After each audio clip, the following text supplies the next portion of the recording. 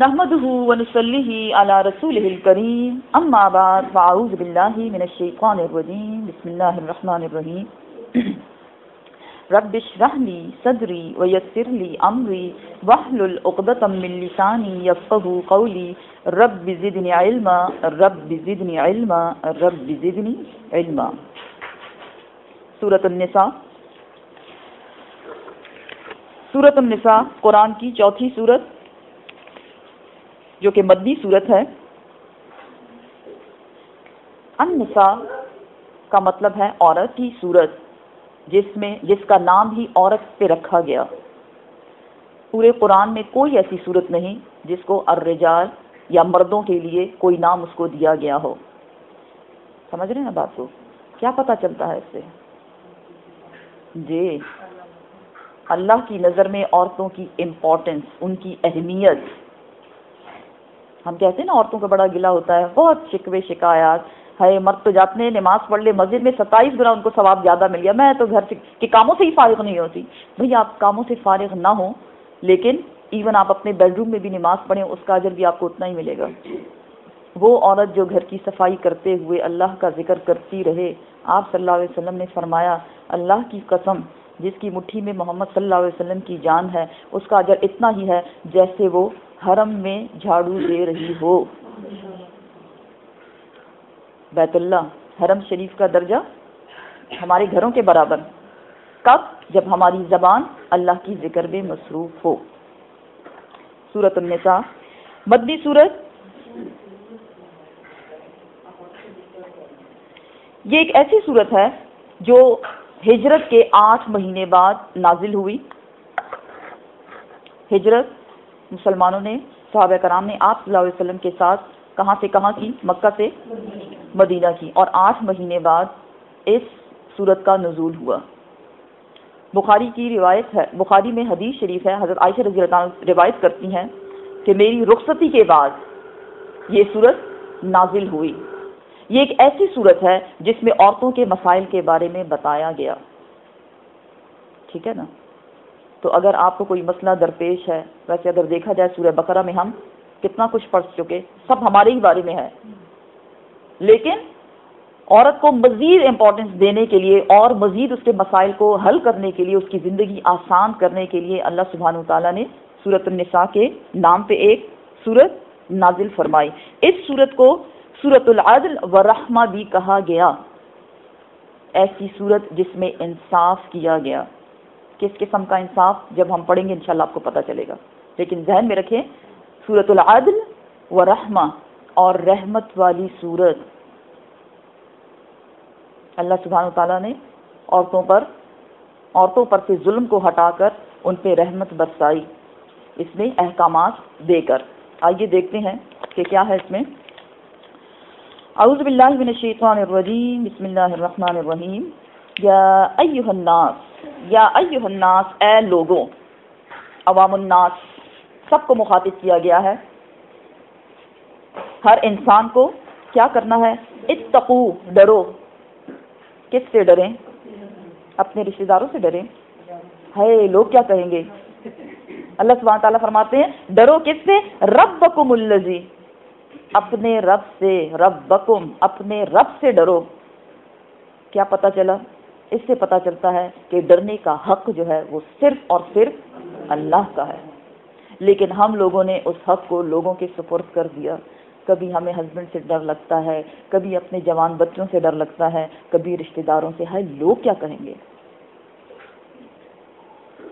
آپ صلی اللہ علیہ وسلم سے پوچھا گیا یا رسول اللہ کیسے معلوم ہو کہ ایک کام جو ہم کر رہے ہیں وہ نیکی ہے یا گناہ، پسندیدہ ہے یا ناپسندیدہ؟ آپ صلی اللہ علیہ وسلم نے بہت خوبصورت جواب دیا کہ ہر وہ کام جو تم چھپ چھپ کے کرتے ہو اور تم کہتے ہو لوگوں کو پتہ نہ چلے، وہی گناہ ہے. ہوتا ہے نا ایسا کہ آپ کہیں کہ لوگوں کو پتہ نہ چلے، وہی گناہ ہے. جس کے لیے تمہارا دل کھٹکے کہ لوگ اس سے باخبر نہ ہو جائیں. اللہ سبحانہ تعالیٰ فرماتے ہیں کہ دل کا کھٹکنا جو ہے وہ اس کا حق صرف اور صرف اللہ سبحانہ تعالیٰ کا ہے کہ آپ کا دل بھی اللہ سے ڈرے اور آپ کی زبان بھی اللہ سے ڈرے اور آپ کا دماغ بھی اللہ سے ڈرے. اگر یہ سب چیزیں اللہ سے ڈریں گی تو ہم اپنے باڈی پارٹس کو کبھی بھی غلط طریقے سے استعمال نہیں کر سکتے. اب کون ہے یہ رب جس کو اتنا بڑا درجہ دیا جا رہا ہے کہ اسی کو حق ہے ڈرنے کا؟ الذی، وہ ذات پاک، وہ رب. ویسے رب کی انٹروڈکشن ہم نے جب کی تھی کیا تھا؟ رب کون ہوتا ہے؟ جی، رب، مالک، خالق، مدبر، یہ تین پراپرٹیز جس میں ہے وہی رب ہے. رب کی پہچان ہے یہ. کون ہے؟ آنر، مالک، خالق، کریٹر، اور مدبر، پلانر، جس نے ہمارے لیے سب کچھ پلان کیا ہوا ہے ہماری پیدائش سے پہلے. اللہ سبحانہ وتعالیٰ فرماتے ہیں تمام لوگوں سے مخاطب ہو کر کہ ڈرو اپنے رب سے، وہ رب جس نے خلقکم، پیدا کیا تم کو. انسان کو جس نے پیدا کیا، تو یہاں کون سی صفت بیان ہوئی اللہ سبحانہ تعالیٰ کی؟ کریٹر، جی، خالق، جو خالق ہے. اب انسان کی پیدائش کے بارے میں بتایا جا رہا ہے. انسان پیدا کیسے ہوا؟ من نفس، جان سے، واحدۃ، ایک جان سے. اس سے مراد حضرت آدم علیہ السلام. وخلق، اور پیدا کیا، منہا، اس ایک جان سے، زوجہا، اس کا جوڑا، اس کی زوج، اس کی بیوی.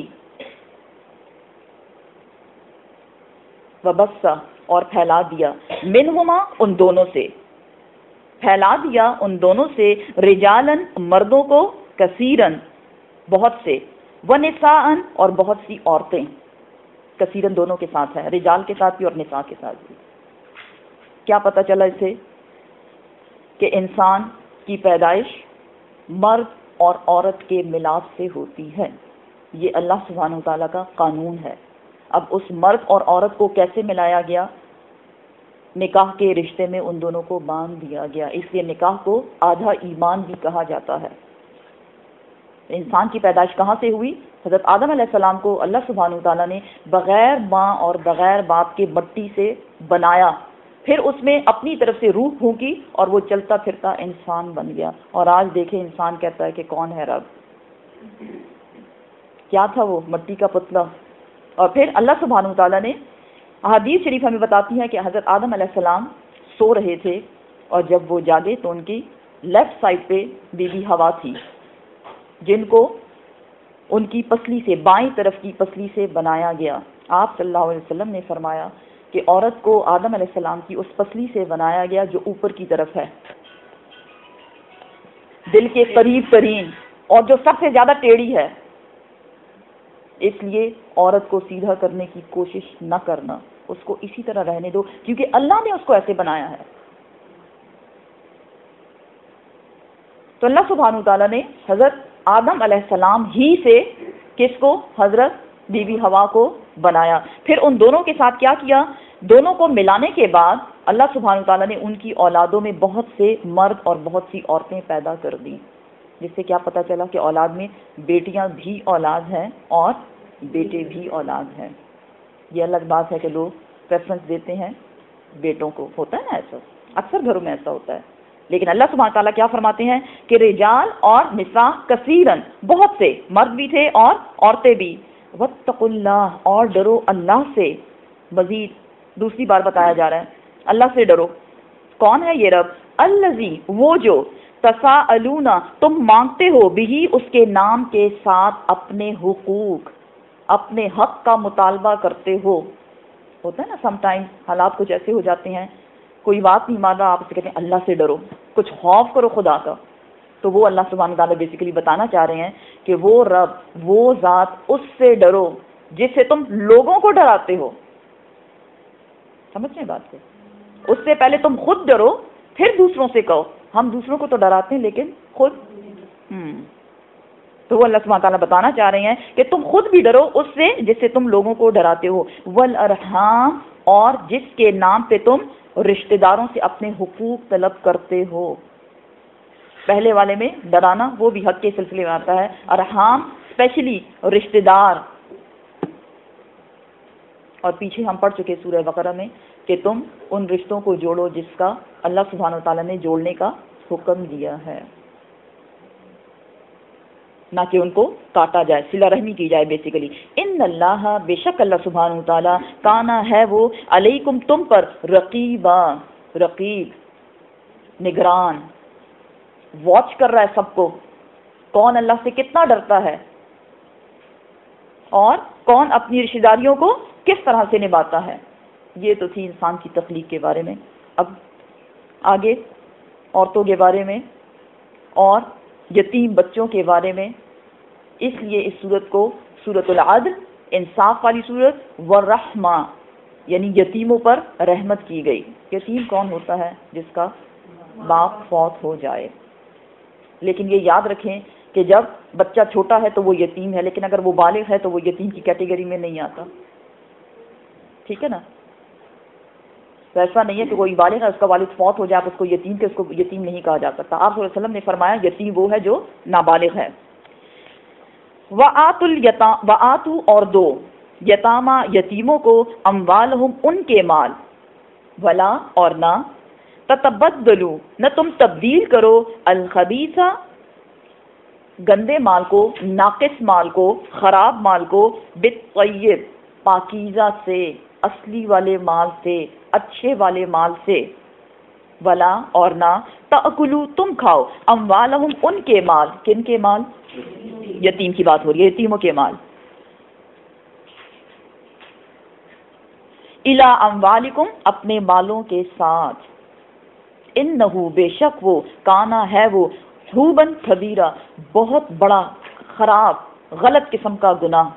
اب گناہوں کی بھی قسمیں ہیں، لیکن بڑا گناہ جو ہے اللہ سبحانہ وتعالیٰ نے کس کو کہا؟ اس کو جو یتیم کا کھانا کھاتا ہے، اس کا مال کھاتا ہے۔ ہوتا کیا ہے جب ایک بچہ یتیم ہو جائے، اور اس لیے میں نے آپ کو پہلے بتایا کہ یتیم ہوگا کون؟ جو نابالغ ہے، اتنے چھوٹے بچے وہ رہ گئے، اب مال رہ گیا، یہ کہاں جائے گا؟ وہ تو وارث اس کو سنبھال لیں گے مال کو۔ اب بیسیکلی یہ ان لوگوں سے کہا جا رہا ہے جو یتیم کی پرورش کریں گے، اس کی تربیت کریں گے، اس کے انڈر آ جائیں گے آٹومیٹیکلی۔ باپ چلا گیا، ہوتا ہے اکثر دادا یا چچا وغیرہ، ان کے پاس سارا مال چلا جاتا ہے، ان کو بتایا جا رہا ہے کہ کیا کرو تم اپنے مال کے ساتھ ان کے مال کو گھٹ مٹ نہ کرو، ملاؤ مت، کیونکہ اگر تمہارا مال ناقص ہے یا کم ہے اور ان کے زیادہ مال کے ساتھ ملاؤ گے، اٹ مینس تم ان کا مال کھا رہے ہو۔ اس سے بہت سختی سے منع کیا گیا ہے، بلکہ اس کے بارے میں کہا جاتا ہے، آپ صلی اللہ علیہ وسلم نے فرمایا جو یتیم کا مال کھائے گا وہ اس کو کھانا نہ سمجھے، وہ اس کے لیے اس کی جہنم کی آگ ہے جس سے وہ اپنے پیٹوں کو بھر رہے ہیں۔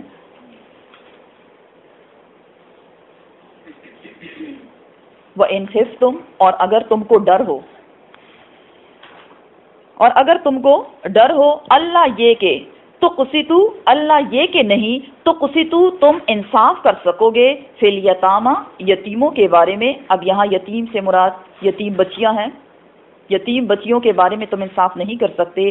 فَانْكِحُوا پس نکاح کر لو، ماں جو طاب لکم پسند آئیں تم کو، من النساء عورتوں میں سے، مثنا دو، وثلاثہ تین، ورباع چار۔ اب یہ ہے وہ حکم جو اکثر کہا جاتا ہے مرد کو 4 شادیاں الاؤڈ ہیں۔ یہ بات یاد رکھیں، یہ آیت باقی 30 پاروں تک کہیں ریپیٹ نہیں کی گئی، اور یہ جو حکم دیا گیا ہے یہ بیسیکلی یتیم بچیوں کے بارے میں۔ یتیم وہ عورتیں جو بے سہارا ہیں، شادی ان کی نہیں ہوئی، کیونکہ یتیم کا میں نے آپ سے کیا کہا؟ جو نابالغ بچے ہوتے ہیں، نابالغ بچیاں رہ گئی ہیں۔ اب انصاف نہیں ہو رہا، مال کے لیے دل بڑا للچا رہا ہے، اب کیسے اس کو اسی طرح سے رکھا جائے اور انتظار کیا جائے کہ یہ بچیاں بالغ ہوں گی پھر ان کے سپرد کیا جائے گا۔ بہتر کیا ہے کہ آپ 2، 3 یا 4 یتیم لڑکیوں سے شادی کر سکتے ہیں۔ ہم مسلمان لوگ اس آیت کو مس انٹرپریٹ کرتے ہیں۔ اللہ نے بے شک اللہ نے اجازت دی ہے، ٹھیک ہے نا، لیکن وہ ایک الگ بات ہے۔ اب یہاں جو بتایا گیا، کیونکہ لوگ باقاعدہ کوٹ کرتے ہیں کہ قرآن میں یہ لکھا گیا ہے کہ مرد 4 شادیاں کر سکتا ہے، اب یہاں سرکمسٹانسز بتائے جا رہے ہیں آپ کو کہ کیا ہے سرکمسٹانسز۔ یہ نہیں مجھے یہ بھی پسند ہے، یہ بھی پسند ہے، یہ بھی پسند ہے، یہ بھی، بس 4 ہیں اور اللہ نے مجھے کہا ہوا ہے اس لیے میں نے 4 سے تو ضرور ہی کرنی ہے منیمم۔ نہیں، اللہ سبحانہ تعالیٰ فرماتے ہیں یتیم بچیوں کے بارے میں، اس لیے اس آیت کو آپ انڈر لائن کر دیں یا ایک سٹار لگا دیں، ہائی لائٹ کر دیں، تاکہ آپ اگر کوئی ڈسکشن اس میں بتا سکیں کہ قرآن نے اجازت دی ہے، کہاں دی ہے اور کیوں دی ہے، بیک گراؤنڈ اس کا کیا ہے، کہ جو یتیم بچیاں ہیں ان میں سے 2, 3 اور 4 سے آپ نکاح کر سکتے ہیں.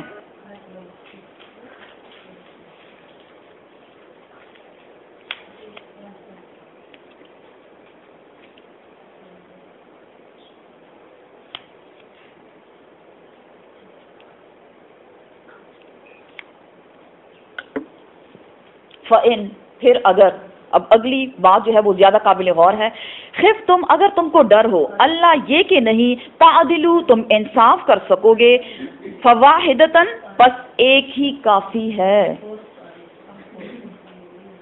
اگر تم یہ سمجھتے ہو کہ تم 4 بیویوں کے درمیان میں انصاف نہیں کر سکتے تو یاد رکھو ایک بیوی پہ ہی گزارا کر لو، وہ کافی ہے تمہارے لیے.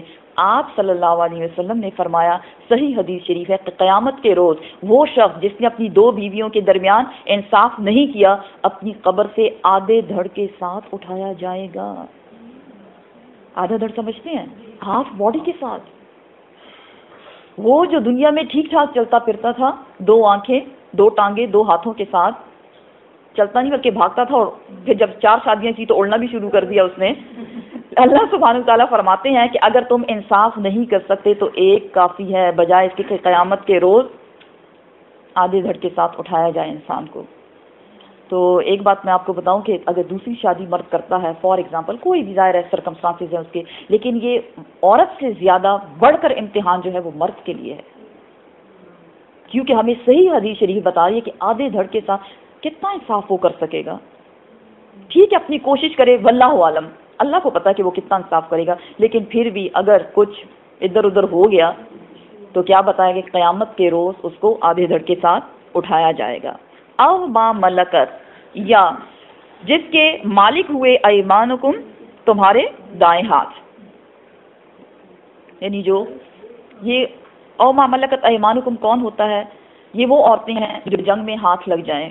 سورہ آل عمران میں کس جنگ کے متعلق، کس غزوے کے متعلق ہم نے پڑھا؟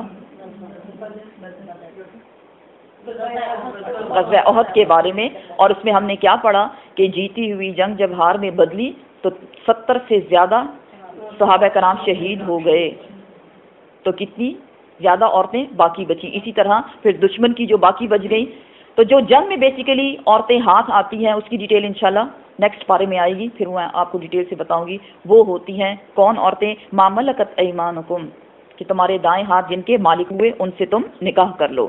ذالکا یہ ادنا قریب ترین ہے، اللہ یہ کہ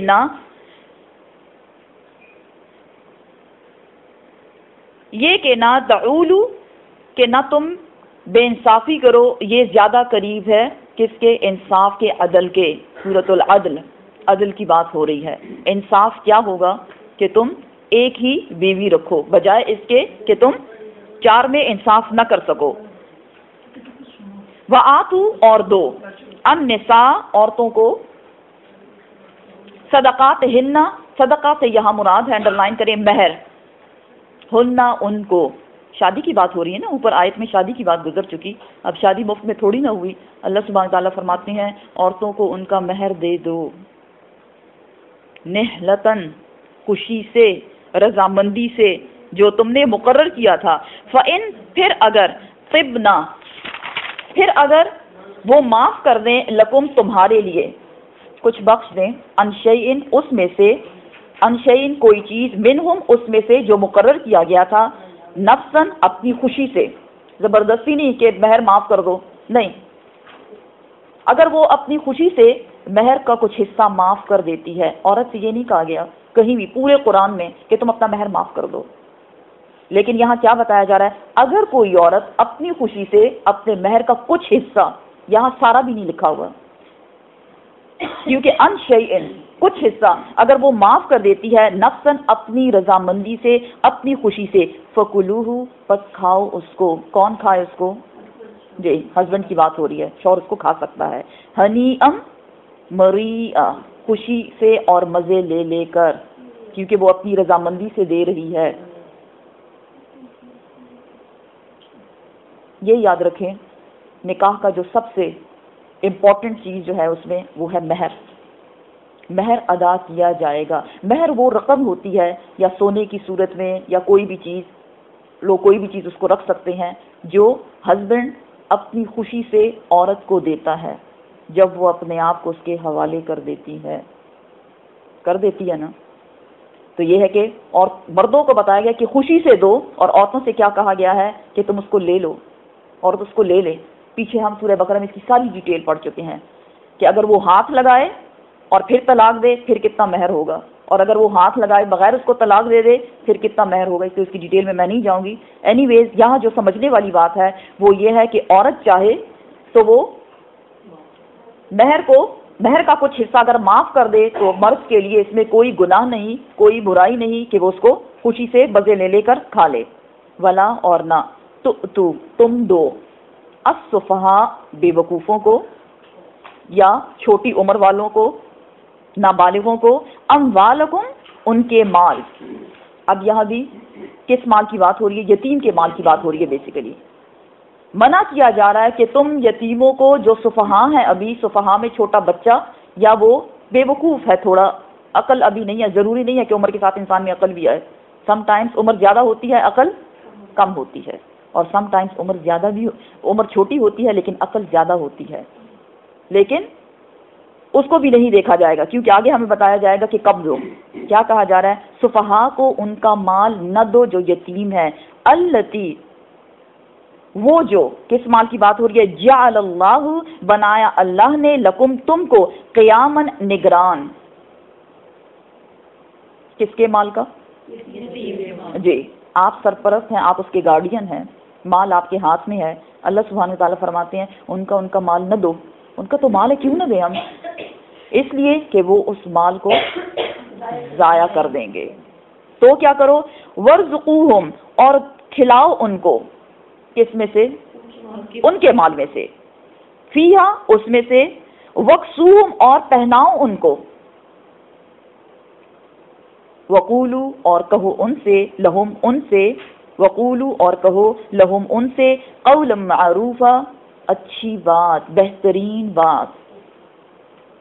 یتیم کے مال میں سے یتیم کے لیے کیا کیا کرنا ہے؟ ایک، آپ اس کو کھلا سکتے ہیں، اس کو پہنا سکتے ہیں، اور سب سے ضروری بات جو ہے اس کے ساتھ نرم بات کرنا، اچھی بات کرنا، اچھا سلوک کرنا. بیسیکلی آپ صلی اللہ علیہ وسلم نے اپنی 2 انگلیوں شہادت کی اور درمیانی انگلیوں میں تھوڑا سا فاصلہ رکھتے ہوئے یوں کر کے صحابہ کرام کو بتایا کہ قیامت کے روز وہ شخص جس نے یتیم کی سرپرستی کی، اس کی تربیت کی، اس کی پرورش کی، وہ قیامت کے روز میرے اتنے قریب ہوگا. اور آپ صلی اللہ علیہ وسلم نے فرمایا گھروں میں سب سے بہترین گھر وہی ہے جس میں یتیم کی پرورش ہو. اللہ ہمیں اس پہ عمل کرنے کی توفیق بھی دے. کیونکہ ہوتا کیا ہے وہ پچھلا والا کام کیا کہ اپنے مال کو، ان کے ناقص مال کو ان کے اصل مال کے ساتھ مکس کر دیا جاتا ہے اور اس کو کھا لیا جاتا ہے، جس سے منع کیا گیا ہے. اور ان کو اچھی بات مینز ان کو اچھے طریقے سے گائیڈ کرو، نرمی سے، جیسے تم اپنے بچوں کو گائیڈ کرتے ہو. وابتلو اب وقت آ گیا ہے کہ بچہ بڑا ہو گیا ہے، یتیم بچہ اب بڑا ہو گیا ہے. وابتلو اور آزما لو ان کو، کس کو؟ الیتاما اس یتیم بچے کو، حتی یہاں تک کہ اذا جب بلغو وہ پہنچ جائے نکاح کی عمر کو. جب وہ نکاح کی عمر کو پہنچ جائے اٹ مینز وہ بڑا ہو گیا ہے، بالغ ہو گیا ہے. پھر اگر آنستم پھر اگر تم پاؤ منہم ان میں سے رشدن، رشد عقل مندی، بڑا ہو گیا ہے لیکن خالی اس کا قد بڑا نہیں ہوا، اس کی عقل بھی بڑھ گئی ہے. تو اگر تم یہ سمجھتے ہو کہ وہ عقل مند ہے اور سنبھال سکتا ہے کس کو؟ اپنے مال کو. فدفعوا پس لوٹا دو، الیہم اس کی طرف، اموالہم ان کے مال، جس مال کے تم سرپرست بنائے گئے تھے اب وقت آ گیا ہے اس کو لوٹانے کا. اوپر آیت میں کیا بتایا گیا؟ سفہاء کو مال نہ دو، بچوں کو، کم عقلوں کو، وہ ضائع کر دیں گے اس کو، اور اگر وہ اس کو ضائع کریں گے تو پکڑ تمہاری ہونی ہے. کیوں پکڑ ہوگی؟ کیونکہ قرآن میں حکم آ گیا ہے نہیں دینا. لیکن اگر آپ لوگوں کی باتوں سے تنگ آ کر ہر وقت یہ مانگتے رہتے ہیں، یا لوگ سم ٹائمز بچوں کو اکسا دیتے ہیں، پھر وہ آ کے مزید ڈیمانڈ کرتے ہیں، غصہ دکھاتے ہیں، اور آپ تنگ آ جائیں کیا ہر وقت اس کی باتیں مجھے سننی پڑ کے بس لے لو اپنا مال ختم کرو 2 دنوں میں، اگر آپ ایسا کریں گے اٹ مینز اللہ کے حکم کی جی اللہ کے حکم کو نہیں مانا جا رہا۔ اللہ سبحانہ تعالیٰ فرماتے ہیں کہ جب وہ نکاح کی عمر تک پہنچ جائے تو نے اس کو آزما لیا کہ ان میں رشد آ گیا ہے، عقل آ گئی ہے، وہ اپنے مال کو سنبھال سکتی ہیں، پھر تمہارا کام کیا ہے؟ ان کے مال کو لوٹا دو، ان کو واپس دے دو۔ ولا اور نہ تأکلوہا، نہ تم کھاؤ ہاں اس کو، اس یتیم کے مال کو، کیسے؟ اسرافن، اسراف کیا ہوتا ہے؟ فضول خرچی، جی فضول خرچی سے، کہ آپ کہیں مال تو میری مٹھی میں ہے ویسے بھی، وہ تو بچہ اس کو کیا سمجھ ہے، اور آپ اس کو فضول خرچی میں اڑا دیں۔ وہ بیدارن، اور جلدی جلدی جلدی جلدی کھا لو اس کو، کیوں؟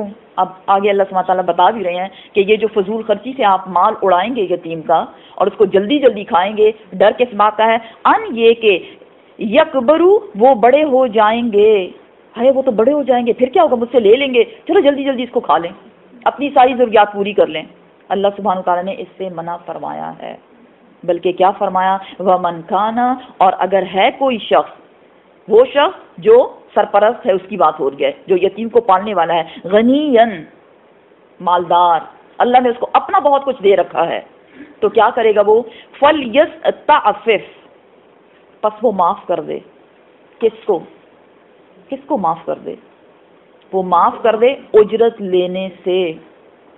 اجرت کیا ہوتا ہے؟ کہ یتیم کو آپ پال رہے ہیں، تنخواہ، اس کو آپ چھوڑ دیں کمپلیٹلی۔ فَلْيَسْتَعْفِفْ، کیوں چھوڑ دیں؟ کیونکہ وہ غنیًا ہے، غنی ہے وہ، اللہ نے اس کو آلریڈی دے رکھا ہے، یہ پسندیدہ ہے کہ وہ اس میں سے کچھ بھی نہ لے۔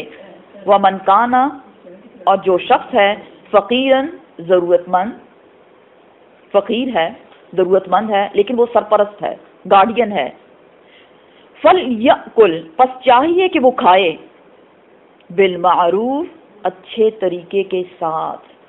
کیا کھائے؟ جی 2 لوگوں کے بارے میں یہاں بتایا گیا، ایک غنی مالدار سرپرست اور دوسرا ضرورت مند سرپرست۔ سب لوگ تو ایک جیسے نہیں ہوتے نا، لیکن بہن بھائیوں میں ایک بھائی بہت امیر تھا جو چلا گیا، اس کا بہت سا مال رہ گیا، اور دوسرا بھائی وہ غریب ہے، لیکن اس کے یتیم بچوں کا سرپرست وہ بن گیا، مال آٹومیٹیکلی اس کے پاس آ گیا اس وقت تک جب تک کہ بچہ بالغ ہو جائے، نکاح کے قابل اور عقل مند ہو جائے۔ تو کیا کرنا ہے؟ اگر وہ مالدار ہے اس کو چاہیے معاف کر دے، کچھ بھی نہ لے اس سے، کیونکہ اللہ نے اس کو اپنا اتنا بہت کچھ دیا ہوا ہے، کیا ضرورت ہے پھر اس میں سے لینے کی۔ لیکن اگر وہ فقیر ہے، وہ ضرورت مند ہے، تو وہ اس میں سے کھا سکتا ہے معروف طریقے کے ساتھ، اسراف اور جلدی جلدی کر کے نہیں کھانا۔ سبحان اللہ، اللہ سبحانہ تعالیٰ نے کیسے اسٹیپ بائی اسٹیپ ایک ایک چیز انسان کو سمجھا دی۔ کوئی گناہ نہیں کسی ضرورت مند کے لیے کہ وہ ضرورت مند ہے اور سرپرست ہے یتیم کا، اور وہ یتیم کے مال میں سے نہ کھائے، کہ نہیں نہیں ایسا تو نہیں ہے، نہیں، اگر وہ ایسا کرے گا تو وہ اللہ کے حکم کی نافرمانی کر رہا ہے، کیونکہ اللہ نے اس کو اجازت دی ہے کہ اگر آپ ضرورت مند ہیں تو آپ اس میں سے اپنے لیے ایک تنخواہ، ایک پورشن جو ہے مقرر کر سکتے ہیں۔ فَإِذَا، پھر جب دفعتم، تم دو، الیہم، ان کو، اموالہم، ان کے مال، فَأَشْهِدُوا، پس گواہ بنا لو، علیہم، ان پر۔ آپ کے ذہن میں کوئی آیت آئی؟ آیت نمبر 282 جی 282 میں اللہ سبحانہ تعالیٰ نے کیا فرمایا کہ اگر تم قرض دو، قرض کا کوئی لین دین کرو تو تم اس پہ گواہ مقرر کر دو۔ گواہوں میں کیا بتایا گیا؟ 2 مرد یا 1 مرد اور 2 عورتیں۔ ساتھ میں وجہ بتا دی کہ ناراض نہ ہونا عورتوں، 2 عورتیں اس لیے ہے کہ اگر ایک بھول جائے تو دوسری اس کو یاد دلائے۔ اب یہاں کیا بتایا جا رہا ہے؟ یتیم بڑا ہو گیا ہے، بالغ ہو گیا ہے، عقل مند ہے، اس کا مال اس کو لوٹا دو، لیکن یہ یاد رکھنا ایسی نہیں بس کونے میں اس کو پکڑا دیا یہ لے لو اپنا مال، اس پہ باقاعدہ طور پہ گواہ مقرر کیے جائیں گے۔ وکفا، اور کافی ہے، باللہ، اللہ سبحانہ تعالی، حسیبا، حساب لینے والا، وہ یتیم بچہ جو بڑا ہو گیا وہ کیا حساب لے گا تم سے؟ اگر غنی تھے معاف کر دیا، کچھ نہیں لیا، اپنے لیے بہتر کیا، اللہ نے جو بتایا اس پہ عمل کیا. اگر ضرورت مند تھے اور صرف اپنی ضرورت کے مطابق اس میں سے خرچ کیا، وہ بھی اپنے لیے کیا اور اچھا کیا. کیوں؟ کہ اللہ نے بتایا. اب گواہ بنا کے ان کے مال کو ان کو لوٹا دیا. حساب کتاب لینا اللہ کافی ہے اس کے لیے کہ تم نے کیا کیا، وہ قیامت کے روز سب کو پتہ چل جائے گا. للرجالی، مردوں کے لیے ہے، نصیباً حصہ، مما اس میں سے جو ترکا جو چھوڑا گیا. کس کی طرف سے؟ والدانی والدین کی طرف سے، والاقربون اور رشتہ داروں کی طرف سے. وللنساء اور عورتوں کے لیے ہے، نصیب حصہ، مما اس میں سے جو ترکا جو چھوڑ دیا، والدانی والدین نے، والاقربون اور رشتہ داروں نے. بیسیکلی دور جاہلیت میں مرد تو اپنا حصہ لے جاتے تھے لیکن عورتوں کو کچھ نہیں ملتا تھا. اللہ کی شان دیکھیں، اللہ سبحانہ وتعالیٰ نے کہا نہیں، جتنا حصہ مردوں کا ہے اسی طرح سے عورتوں کا بھی ہے. کتنا حصہ ہے اس کی ڈیٹیل آگے آئے گی. لیکن یہاں یہ بتایا جا رہا ہے کہ نہیں، تقسیم کے وقت عورتوں کو پیچھے نہیں رکھنا. جیسا اپنا حصہ لوگے اے مردوں، اسی طرح سے عورتوں کو بھی حصہ دیا جائے گا. مما اس میں سے جو اللہ قلیل ہے، تھوڑا ہے، منہ اس میں سے، یعنی میراث میں سے. میراث کیا ہوتا ہے؟ جی، جو ماں باپ یا رشتہ دار چھوڑ کے چلے جائیں اس کو میراث کہتے ہیں. تو یہ قل منہ قلیل ہے، منہ اس میں سے. کیا قلیل ہے؟ میراث، جائیداد. یہ نہیں کہ یہ کیا تھوڑی سی چیز ہے، چلو بس یہ ایک بندہ آپ ہی اپنے پاس رکھ لو، ہمیں ضرورت نہیں ہے. اللہ سبحانہ تعالیٰ فرماتے ہیں لینا ہے، چاہے وہ تھوڑا ہے او کثرا یا زیادہ. اچھا ایک بات میں آپ کو بتا دوں، آگے بھی آیات آئیں گی تو یہ نہ ہو کہ آپ گھر جائیں اور بہن بھائیوں سے جھگڑنا شروع کر دیں. خدا نہ خواستہ، جو ہو چکا وہ ہو چکا. اگر آپ کے بھائیوں نے آپ کو کچھ نہیں دیا تو انہوں نے اپنے پلے باندھ دیا جو انہوں نے کیا.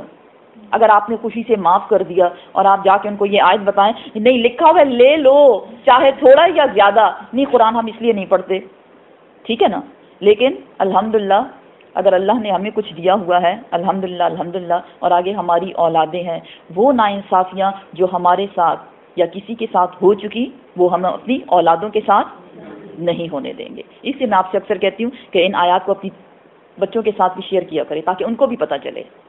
کتنی کلیئر باتیں بتائی گئی ہیں. بہت سی جائیدادیں اس وجہ سے بھی تقسیم نہیں ہوتی بلکہ وہ اپنی مرضی کی تقسیم ہوتی ہے. یا اگر تھوڑی ہے، تھوڑا کچھ چھوڑا ہے، نہیں بس چھوڑو کیا، اس میں اللہ سبحانہ تعالیٰ فرماتا ہے تھوڑا ہے یا زیادہ لینا ہے تم نے، ہاں آپ اپنی مرضی سے چھوڑ دیں لیکن لے لیں. لینا ہے پھر آپ کسی کو اس کو دے دیں، لیکن لینا ہے کیونکہ یہ اللہ کا حکم ہے. نصیباً حصہ ہے، مفروضاً لکھا ہوا، کس کی طرف سے؟ جی مقرر ہے یہ حصہ اللہ سبحانہ تعالیٰ کی طرف سے. وَإِذَا اور جب حضر حاضر ہوں. اب پہلے ہم نے کیا پڑھا؟ یتیموں کے بارے میں، مال کے ساتھ کیا کرنا ہے، کھانا بھی ہے، کس نے کھانا ہے کس نے نہیں کھانا. پھر میراث کی بات آئی. اب آگے بتایا جا رہا ہے کہ جب میراث کو تقسیم کیا جاتا ہے اس وقت کی سچویشن بتائی جا رہی ہے. وَإِذَا اور جب حضر حاضر ہو،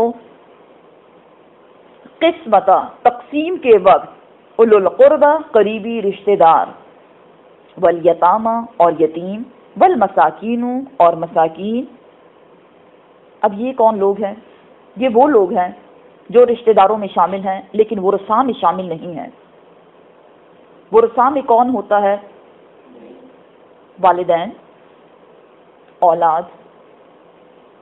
یہ باتیں یاد رکھیں، کون ہے؟ والدین ورثاء ہیں یا اولاد ہے یا شوہر یا بیوی. That's it. یہ اصلی والے فرسٹ اسٹیپ کے جو ورثاء ہیں. اب ان میں سے کوئی نہیں ہوگا تو پھر آگے ان کی تقسیم کچھ اور ہوگی. لیکن والدین، شوہر بیوی، بیٹا بیٹی، یہ ہیں اصلی والے وارث. اب اس آیت میں جو بتایا جا رہا ہے رشتہ داروں کے بارے میں، یہ ورثاء میں نہیں آتے. اولو القربہ نمبر 1 رشتہ دار، نمبر 2 یتیم. اب یہ وہ یتیم بچے نہیں ہیں جن کی میراث تقسیم ہو رہی ہے، کیونکہ یتیموں کی تو میراث تقسیم نہیں ہوئی، اس کو تو کوئی ایک سرپرست لے گیا نا، اور پھر جب وہ بڑے ہوں گے تو ان کو دیا جائے گا، اس کے مطابق سارا فیصلہ کیا جائے گا۔ یہ کوئی ویسی یتیم بچے اور مساکین یعنی ضرورت مند، کوئی ضرورت مند نیبرز میں سے کوئی غریب تھا، اب وہ بھی کھڑے ہیں دیکھ رہے ہیں اتنا زیادہ مال ہے تقسیم ہو رہا ہے، یہ سونا چاندی زیور سب سارے اچھے اچھے برتن اور سب چیزیں پڑی ہوئی ہیں۔ اللہ سبحانہ تعالیٰ فرماتے ہیں فَارْزُقُوهُمْ، پس کھلاؤ ان کو، منہ اس میں سے، اسی میراث کے پیسوں میں سے ان لوگوں کو کھلایا جا سکتا ہے جب تقسیم کے وقت وہ موجود ہوں۔ وَقُولُوا، اور کہو ان لہم ان سے، قولا معروفا، اچھی بات، یعنی کہ وہاں سے بھگا دیا جائے ان کو، نکلو یہاں سے، تمہارا کیا کام، تم وارث تھوڑی ہو، اس سے منع کیا جا رہا ہے۔ اچھے طریقے سے بات کرو، اور جو کھانا وانا آپ بنائیں تو انہی پیسوں میں سے، منہو کا ورڈ یوز ہوا ہے، اٹ مینز اسی میراث میں سے ان کو کھانا کھلایا جا سکتا ہے، حصہ نہیں دیا جا رہا ان کو کیونکہ وہ وارث نہیں ہے۔ ول یخشا، اور چاہیے کہ ڈرے، الذین، وہ لوگ جو، لو اگر، ترکو، وہ چھوڑ جائیں، من خلفہم، اپنے پیچھے، ذریتن، اولادیں، ضعافن، کمزور، چھوٹے بچے۔ اب بیسیکلی اس آیت میں سرپرستوں کو مخاطب کیا گیا ہے، جو گارڈینز بنتے ہیں کس کے، یتیم بچوں کے، ان کو بتایا جا رہا ہے کہ ان کو اللہ کا ڈر ہونا چاہیے اس بات سے کہ اگر ان کے گھر میں یتیم بچے پل رہے ہیں تو ان سے اچھا سلوک اس لیے بھی کیا جائے کہ فار ایگزامپل وہ یہ سوچیں کہ اگر میں فوت ہو جاتا اور میرے یتیم بچے ہوتے تو کیا ہوتا، خافو، تو ان کو ان کے بارے میں، علیہم، ان پر، کس کس قسم کے اندیشے ہوتے، کتنا ان کو ڈر لگتا ہے، پتہ نہیں میرے بچے کے ساتھ کیا سلوک ہو جاتا۔ سم ٹائمز تو نیولی بورن بیبیز بھی رہ جاتے ہیں،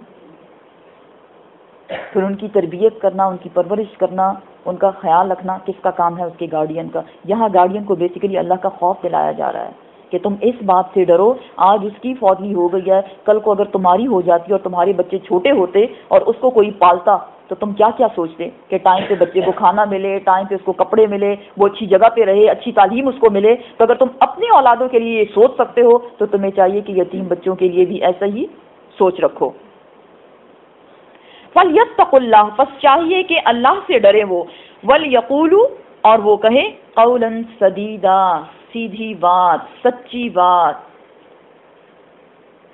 صراط مستقیم سکھائیں ان بچوں کو، کوئی غلط راستے پہ نہ ڈال دیں ان کو، یہ سمجھ کر کہ اگر ہمارے بچے ہوتے ان کی جگہ تو ان کے ساتھ کیا سلوک کیا جاتا۔ ان الذین، بے شک وہ لوگ جو، یاکلون، وہ کھاتے ہیں، اموالا، مال، الیتاما، یتیموں کا، وہ لوگ جو یتیموں کا مال کھاتے ہیں، ظلمن، ظلم کے ساتھ، انما، بے شک وہ، یاکلون، وہ کھاتے ہیں، فی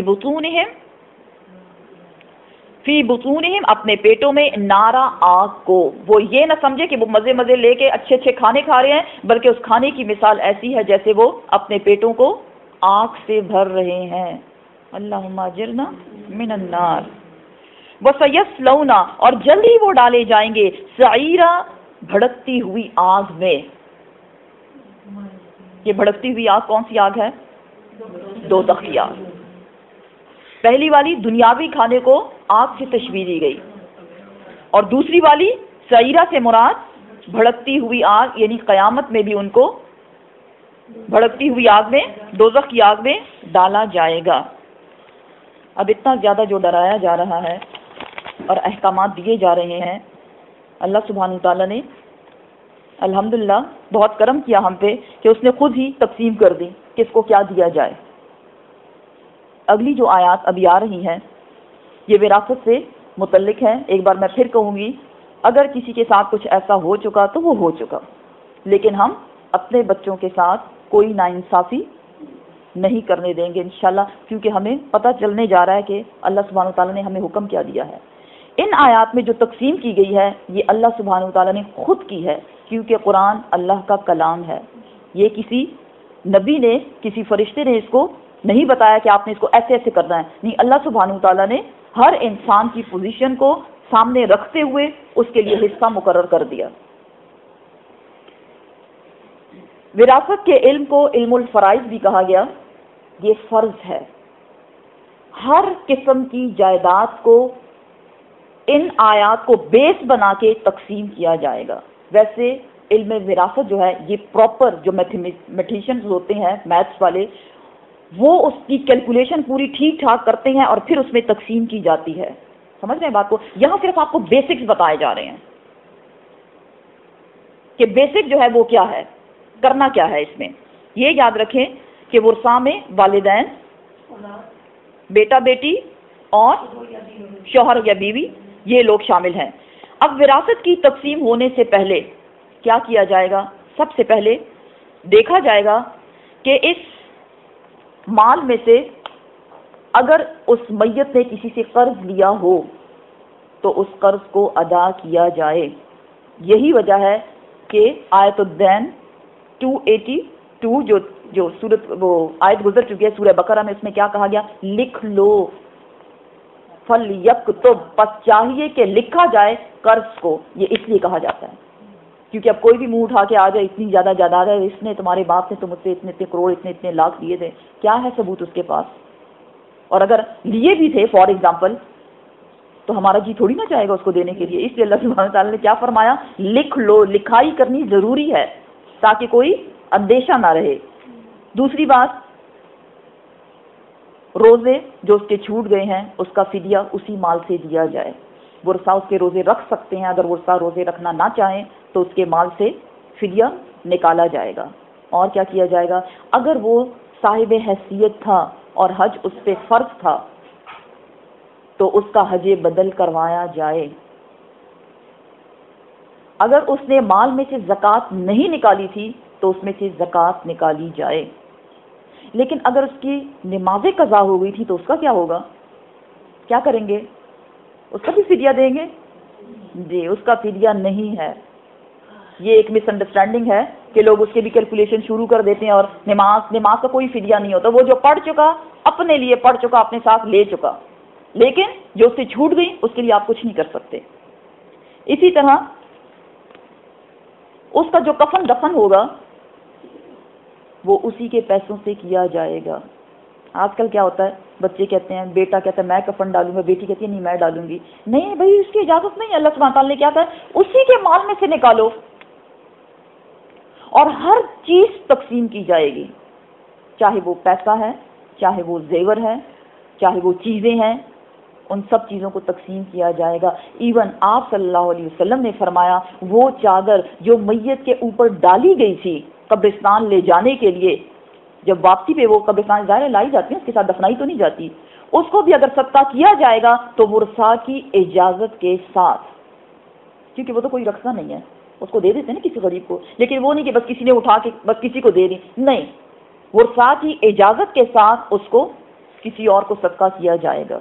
تو یہ ہے کہ وراثت جو ہے مال لن تنالوا البر جو ہے، پیچھے ہم آیت پڑھ چکے کہ اس وقت تک نیکی میں کمال حاصل نہیں کر سکتے جب تک کہ اپنی پسندیدہ چیز میں خرچ نہ کرو. بہت میٹھی چیز ہے لیکن یہ سیدھا انسان کو جہنم میں بھی لے جائے اور جنت میں بھی لے جائے اگر اللہ کی راہ میں اس کو خرچ کیا جائے. لیکن ہم چونکہ وراثت کے متعلق پڑھ رہے ہیں، بیسیکلی علم آپ صلی اللہ علیہ وسلم نے فرمایا 3 قسم کے علم ہے. ایک ہے علم القرآن، ایک ہے علم السنہ، وہ علم جو سنت سے ہمیں ملی، اور تیسرا علم جو ہے وہ ہے علم وراثت. اہمیت کا اندازہ آپ اس سے لگائیں کہ اس قدر اہمیت ہے، اس کو پراپر ایک علم کہا گیا، اور ایسا علم جو فرض کے درجے میں آتا ہے، یہ فرض ہے. آئیے دیکھتے ہیں اللہ سبحانہ تعالیٰ کیا فرماتے ہیں. یوصیکم اللہ، وصیت کرتا ہے تم کو اللہ سبحانہ تعالیٰ. وصیت ہو رہی ہے. وصیت ایک بہت اہم بات جو بتائی جائے. ویسے تو ہم وصیت اس کو سمجھتے ہیں نا جیسے مرنے والا کہہ دے کہ میرے مال میں یہ کرنا ہے، اس کو وصیت. یہاں کیا کہا جا رہا ہے؟ اللہ سبحانہ تعالیٰ کے لیے کہا جا رہا ہے کہ اللہ سبحانہ تعالیٰ تم کو وصیت کر رہے ہیں. کیا وصیت کر رہے ہیں؟ فی اولادکم، تمہاری اولادوں کے بارے میں، کہ مال کو کس طرح سے تقسیم کیا جائے. للذکری، مرد کے لیے ہے، مثل مانند، حظی، حصہ، الانثیین، 2 عورتوں کے برابر. ایک مرد کا حصہ 2 عورتوں کے برابر ہے. کیسے؟ مرد کے 2 حصے اور عورت کا ایک. کچھ کیا انصاف والی بات لگتی ہے آپ کو؟ انصاف ہے اس میں؟ اگر ہمیں نہیں پتا تو اس میں ہمیں بڑی بے انصافی دکھتی ہے. بھائی مرد کو 2 دے رہے ہیں، بیٹے کو 2 حصے، امی کا ویسے ہی لاڈلا تھا اور 2 حصے بھی مل گئے اس کو. بیسیکلی اس بات کو آپ سمجھیں. ماشاءاللہ آپ قرآن کے اسٹوڈنٹ ہیں، اس لیے آپ عام لوگوں سے سپیریئر ہیں. مرد کو 2 حصے اس لیے دیے جاتے ہیں کہ اس کی رسپانسبلٹیز بھی ڈبل ہیں. ایک وہ مہر ادا کرتا ہے، دوسرا نان نفقہ اپنے بچوں اور اپنی بیوی کے لیے. نان نفقہ سمجھتے ہیں نا جی. عورت کا کام یہ نہیں ہے کہ باہر جائے اور وہ کمائے. وہ جو ہم کماتے ہیں وہ اپنے دل کی خوشی سے کماتے ہیں، ٹھیک ہے نا. عورت مرد کے برابر نہیں ہو سکتی. اللہ نے مرد کو مرد اور عورت کو عورت بنایا ہے. وہ عورتیں جو مردوں کی برابری کرتی ہیں، بلکہ کہتی ہیں نہیں ہم تو ان سے بھی بڑھ کر ہیں، ہم تو بہت کام کرتے ہیں. بے شک آپ بہت کام کرتے ہیں، لیکن اللہ نے آپ کے وہ کام جو ہے آپ کے سپرد کر دیے ہیں. اللہ کو پتہ ہے آپ کر سکتے ہیں، اور اس کا اجر بھی کر دیا ہے، آپ کو اجر بھی دے دیا ہے کہ ماں کے قدموں تلے جنت رکھ دی گئی. اس سے بڑھ کر اور کیا چاہیے ایک عورت کو؟ میں کہتی ہوں ہم گلے کیوں کریں؟ اتنا بڑا اعزاز. تو مرد کو 2 حصے اس لیے دیے جا رہے ہیں کہ وہ 2 طرح سے خرچ کرے گا. ایک مہر ادا کرے گا، دوسرا نان نفقے کے لیے. جبکہ عورت کیا کرتی ہے؟ ایک حصہ اس کو کہاں سے مل رہا ہے؟ اپنے باپ کی طرف سے، شوہر کی طرف سے مل رہا ہے، پھر شوہر کی طرف سے بھی ملتا ہے، باپ کی طرف سے بھی ملتا ہے، اور اولاد کی جو جائیداد ہے اس میں بھی عورت کا حصہ ہے. اس کو ہر طرف سے مل رہا ہے، لیکن نہ وہ مہر دے رہی ہے، نان نفقہ اس کے ذمے ہے. یہ عورت کی رسپانسبلٹی نہیں ہے. تو جس کی جتنی زیادہ رسپانسبلٹی، اسی کو دیکھتے ہوئے اللہ سبحانہ تعالیٰ نے مرد کو ظاہراً زیادہ دیا ہے. لیکن جب عورت کے ساتھ کمپیریزن کیا جائے کہ اور کہاں کہاں سے اس کو مل رہا ہے تو تقریباً برابر ہی ہو جاتا ہے. مہر بھی تو عورت ہی کو مل رہا ہے نا، سمجھتے ہیں نا بات کو؟ تو اس کو مرد سے بھی مل رہا ہے اور باپ سے بھی اس کو ملا، تو برابر ہو گیا تقریباً. فَإِن پھر اگر کننا ہے نساءً عورتیں، فوقا زیادہ، اثنتین 2 سے زیادہ عورتیں ہیں، 2 سے زیادہ بیٹیاں ہیں. فَلَهُنَّ پس ان کے لیے ہے ثلثا 2/3 ما ترکا جو وہ چھوڑ چکے، ترکے میں سے، میراث میں سے. پہلے کیا بتایا گیا؟ مرد کے 2 حصے اور عورت کا 1 حصہ. لیکن ساتھ میں یہ بتایا جا رہا ہے کہ اگر عورتیں ایک نہیں ہے، بیٹی ایک نہیں ہے، بیٹیاں زیادہ ہو گئی ہیں، تو پھر کیا ہوگا؟ حصے میں سے، ترکے میں سے، میراث میں سے 2/3 ان کو دیا جائے گا، ان میں تقسیم کیا جائے گا. وَإِنْ اور اگر کانت ہے واحدتاً ایک ہی بیٹی، فلہا پس اس کے لیے ہے نصف آدھا. کس چیز کا آدھا؟ جی میراث کا آدھا حصہ بیٹی کو دیا جائے گا اگر وہ اکلوتی ہے، ایک ہے.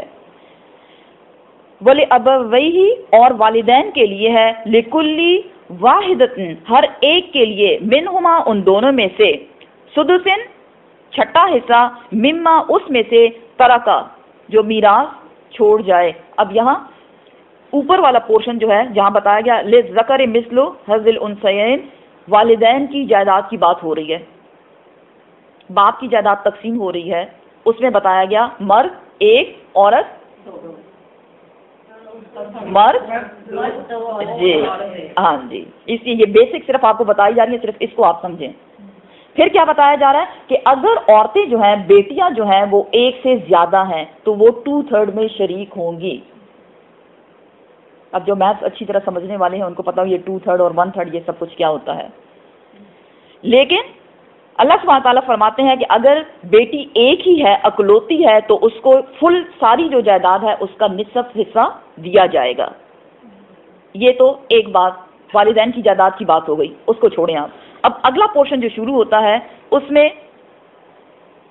والدین کے بارے میں بتایا جا رہا ہے، اور یہاں میت کون ہے؟ بیٹا.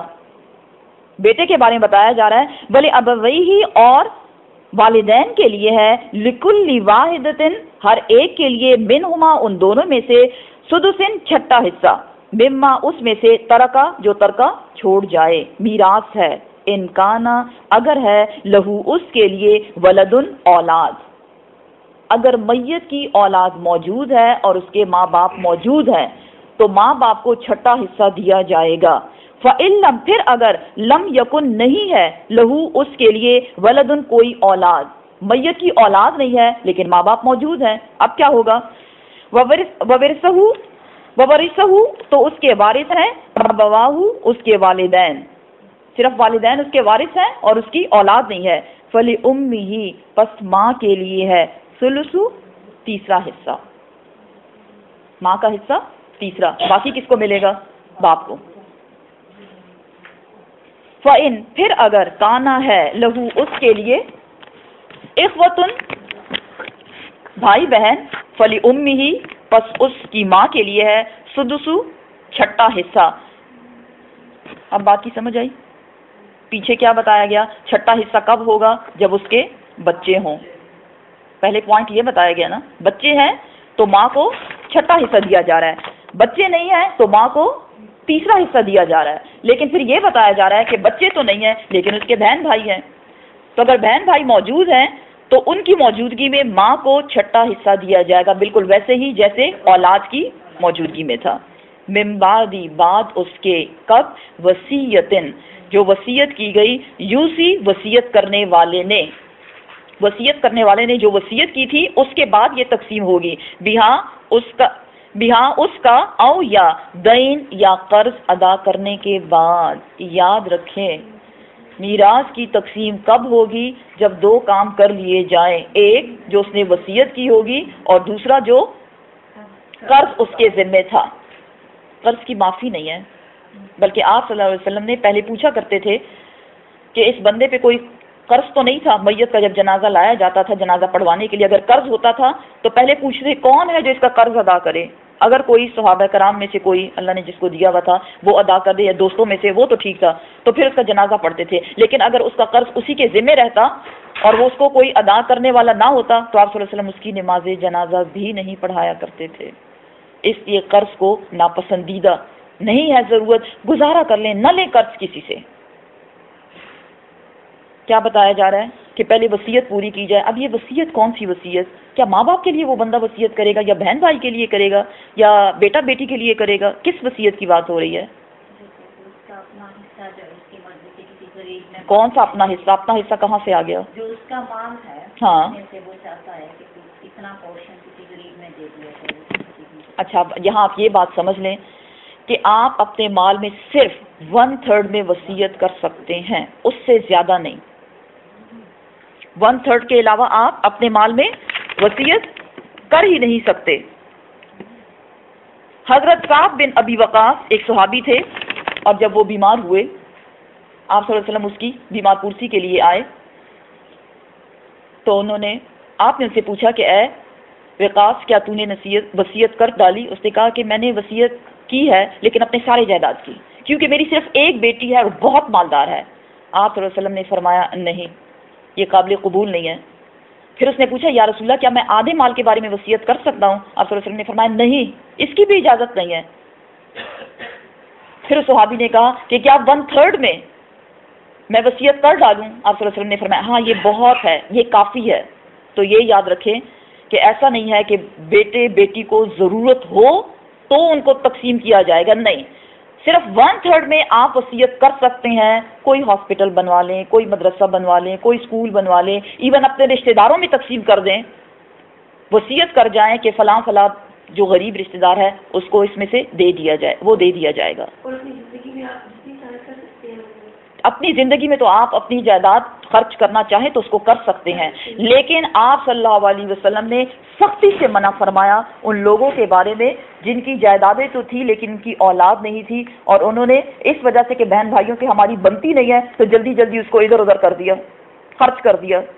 ایون آپ صلی اللہ علیہ وسلم نے فرمایا جو شخص اس نیت سے اپنی جائیداد کو تقسیم کر دے گا کہ اس کے بہن بھائیوں کو جو کہ اس کے وارث بنیں گے بعد میں یا والدین، کیونکہ اولاد ہے نہیں، تاکہ ان کو نہ ملے، تو یہ یاد رکھو کہ اللہ سبحانہ وتعالیٰ ان کی بخشش کبھی نہیں کرے گا، سخت ناپسندیدہ ہے۔ کیونکہ کچھ ایسے کیسز آئے آپ صلی اللہ علیہ وسلم کے پاس کہ کچھ لوگ تھے ان کی کوئی اولاد کوئی کچھ بھی نہیں تھا، لیکن انہوں نے جلدی جلدی اپنی جائیدادوں کو تقسیم کر دیا، اور اس بات سے کہ تاکہ ہمارے ورثاء کو کچھ نہ ملے۔ آپ صلی اللہ علیہ وسلم نے فرمایا بہتر یہ ہے کہ تم اپنے ورثاء کو مالدار کرا کے چھوڑو، بجائے اس کے کہ وہ لوگوں سے مانگتے پھریں. تو ایسے صدقات خیرات بھی اللہ کو قبول نہیں کہ آپ اپنی بچوں کے لیے کچھ نہ چھوڑیں. اس سے پتہ چلتا ہے کہ بے شک ہم مال جمع کر سکتے ہیں، لیکن اگر اس کی زکوٰۃ دی جائے اور اس میں سے پراپر اپنے لیے بھی آگے بھیجا جائے. یہ نہیں کہ سب کچھ دبا کے رکھا جا رہا ہے، ہر میرے بچے کا کیا ہوگا میرے جانے کے بعد. ہم کون آئیں گے سوچنے والے؟ اللہ ہے نا سنبھالنے والا، جو ہمیں دیتا ہے وہ ان کو بھی دے گا. تو کیا کرنا ہے؟ اس وصیت کو پورا کرنا ہے اور اس قرض کو پورا کرنا ہے جو اس میت کے ذمے تھا. اس کے بعد کیا کرنا ہے؟ مال کی تقسیم جو اوپر بتائی گئی. اب یہ سب کچھ کیوں کہا جا رہا ہے کہ والدین کو بھی حصہ دو، بچوں کو بھی حصہ دو؟ اللہ سبحانہ وتعالیٰ فرماتے ہیں آباؤکم تمہارے والدین، و ابناؤکم اور تمہاری اولادیں، تمہارے بیٹے، لا نہیں، تدرونا تم جانتے، ایہم کون ہے، اقربو زیادہ قریب، لکم تمہارے لیے، نفعاً نفع میں. میت کو کیا نفع پہنچ سکتا ہے؟ کس نفع کی بات ہو رہی ہے؟